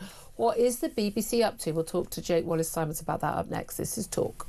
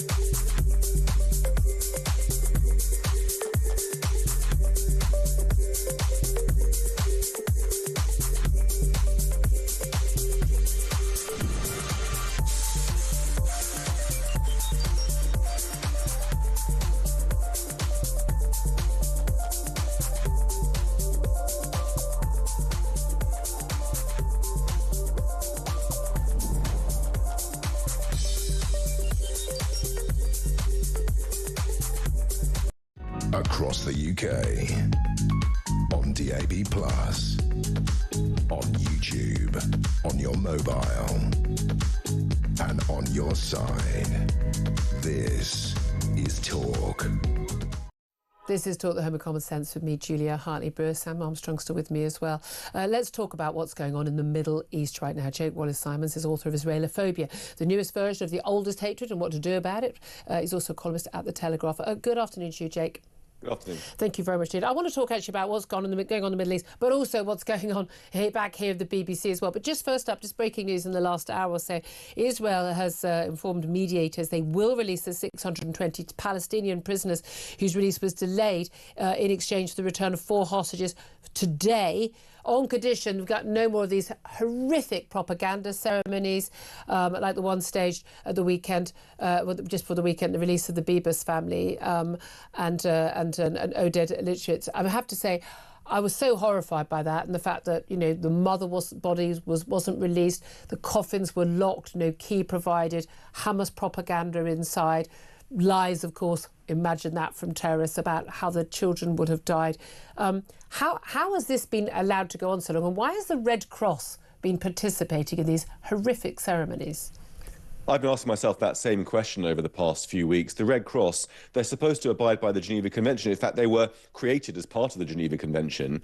The Geneva Convention explicitly prohibits the humiliation and degradation of prisoners of war. Now, these hostages are not prisoners of war. Let's get that straight. But nonetheless, you'd have thought the Red Cross would have, something in their minds would have twigged and thought it's not appropriate for our officials to take part in these signing ceremonies. And to make matters worse, it emerged just a few days ago that in a further act of depravity, Hamas brought hostages that it had underground to come and watch the handover ceremony and then be taken back into captivity as a kind of... After begging for their own release. Whilst begging for their own release. And those hostages were in a car that was literally about 10 or 15 feet from the Red Cross vehicles. Did the Red Cross have no idea that they were there? I don't know. I mean, these are questions which the Red Cross should really be called to account to answer. Yeah, absolutely. And again, all these international agencies like the Red Cross, when they condemn anything, they always say, oh, atrocities or bad behaviour on both sides. It's always on both sides. And the equivocation over prisoners and hostages, when you're equivocating between some of the Palestinian prisoners who've been freed from Israeli prisons, people who've committed mass murder, comparing them with, a toddler and a baby who have, according to Israeli pathologists, basically, been murdered. I mean, it is just in an underground tunnel. It is just extraordinary that they've done that. But of course, the worst offender on this is, of course, our own lovable Auntie Beeb, the BBC. Let's talk about this, because Kemi Badenoch, the Tory leader, has actually mentioned this as well. She wants to know if BBC licence fee cash has been given to Hamas terrorists during the making of a controversial BBC documentary. And I was reading about this, I was away last week, and I wasn't even surprised, because we know again and again people like this man who's found, discovered all this stuff, David Collier, that actually again and again the BBC is using reporters, it's using sources, it's quoting people again and again who have got clear pro-Hamas, not pro-Palestinian, pro-Hamas, anti-Israel bias, celebrating October the 7th even, but treating them as if they are sort of, unbiased operators. Tell us what this documentary featured and tell us what the problem is with it. Well, this was, the BBC has been accused of being a Hamas mouthpiece quite a lot over the past year and a half. But that's always been a kind of metaphor, whereas now it seems to be almost explicit, explicitly literally true. And the BBC employed a cameraman who'd expressed delight at October the 7th massacres and had created a documentary involving 3 children lamenting the war in Gaza and the evil Zionist regime and how it had it engaged in such genocides in Gaza. But all of those 3 children were linked in some way to Hamas. One was the son of a Hamas minister, the other was related, her brother, I think, was a Hamas police officer, and a third had posed with a headband and a Hamas gun with Hamas terrorists. The whole thing was a stitch-up. And if you watch the documentary, as I did, I'm afraid, you can see that it's propaganda. It doesn't feature a single jihadi. There's not a single gun. It seems as if Israel is conducting a war on civilians rather than fighting Hamas. And it's got some laughable inconsistencies. For example, at one point, the narrator says, oh, it's difficult to find drinking water in Gaza, clean drinking water. At the same time, in the background, you can see stalls selling drinking water and food and provisions and clothes. And then it goes to an interview with a young girl who's a content creator creating cooking programs online for followers. And then she goes shopping in an abundantly stocked grocery shop. And the whole thing is obviously propaganda. And it really hammers home for me this point, which I think cannot be repeated enough. Hamas controls all of the footage and reporting that comes out of Gaza. Viewers should ask themselves, why have you never seen a single bit of footage of a dead or wounded Hamas fighter, but only dead and wounded Palestinian civilians? The reason is that everything that comes out of Gaza is edited and censored by Hamas. By rights, every single news organisation, before it shows any footage from Gaza, should have a health warning saying this footage has been censored by Hamas. But the BBC will and Sky News, they'll always say, you know, we've not been allowed to have a reporter. Israel banned us from having, you know, having reporters on the scene in Gaza during the war. But they'll point that out, but not point out the other obvious. I remember something else from the documentary. There's one of the children who's featured has different haircuts. I mean, you know, on the same day, and he's filmed. You know, he's helping out with the people who've been, you know, injured and getting them into hospital. He's a little lad, and he's running in. He's got Crocs on in one. He's got trainers on another. He's got flip flops on another. Supposedly, by the way, this was just filmed. You know, this was over a 2-hour period. The kid, I mean, goodness me, the kid has no problem finding a change of clothes or footwear. And even, as I say, he grew his hair miraculously and then cut it again miraculously during the footage. But this thing, how did no one at the BBC notice this? Because okay, you've had a dodgy cameraman, you've had a dodgy editor or reporter or whatever. How did no one seen at the BBC not look at this and go, given the criticism that people like you and me have been making rightly about them, and not go, hold on a minute, this is not reporting, this is not news, this is propaganda. Well, obviously it's bad journalism and it's confirmation bias. You know, the BBC, people working at the BBC expect to see poor old suffering civilians in Gaza and all the blame lying with Israel. And when they're presented that by Hamas, they lap it up and think, OK, nothing to see here. Let's put that out to the world, to the millions of viewers that we have, without considering that what they're actually doing is taking Hamas propaganda and spreading it far and wide with the benefit of their platform. But I think that the really egregious moment came when this was pointed out to the BBC, because rather than saying, OK, this was an error, we'll try to apologise and correct it, pull the documentary immediately and then correct it, as any other journalist has done. You know, journalists make mistakes. That's what happens sometimes. Instead of doing that, they stood by it, defended it, and only pulled it when they were forced to do so. While it was on the internet that this was a Hamas propaganda show, it was still promoting it to the children of Newsround. Don't even. Still pushing it to its audiences. Yes, it is just propaganda. It is just it really is outrageous. I mean, MPs are going to be questioning BBC bosses about this, but we know it's going to keep on happening. So appreciate you joining us as always, Jake Wallace-Simons. Thank you very much indeed. Quick word from you, Sam Armstrong, on this. It outrages me how the left are really rightly quick to point out how people who are pushing these anti-Ukraine lines are getting their stuff from the Kremlin. But yet when we see these pro-Hamas lines pushed again and again and again, not one of them speaks out to the fact that these are being pushed by a deeply dangerous terrorist organisation determined to wipe out not just Jews but gay people and all of the rest of it. And there is silence. Total and utter silence. Absolutely. It's just extraordinary. It really is, isn't it? Thank you so much, Sam. Thank you very much for joining us all this morning. Ian Collins is here now to tell us what's happening on his show. Hello. I always wonder where you're going to make it back from the old trip on the mountains. And they always mug me. I like my holidays.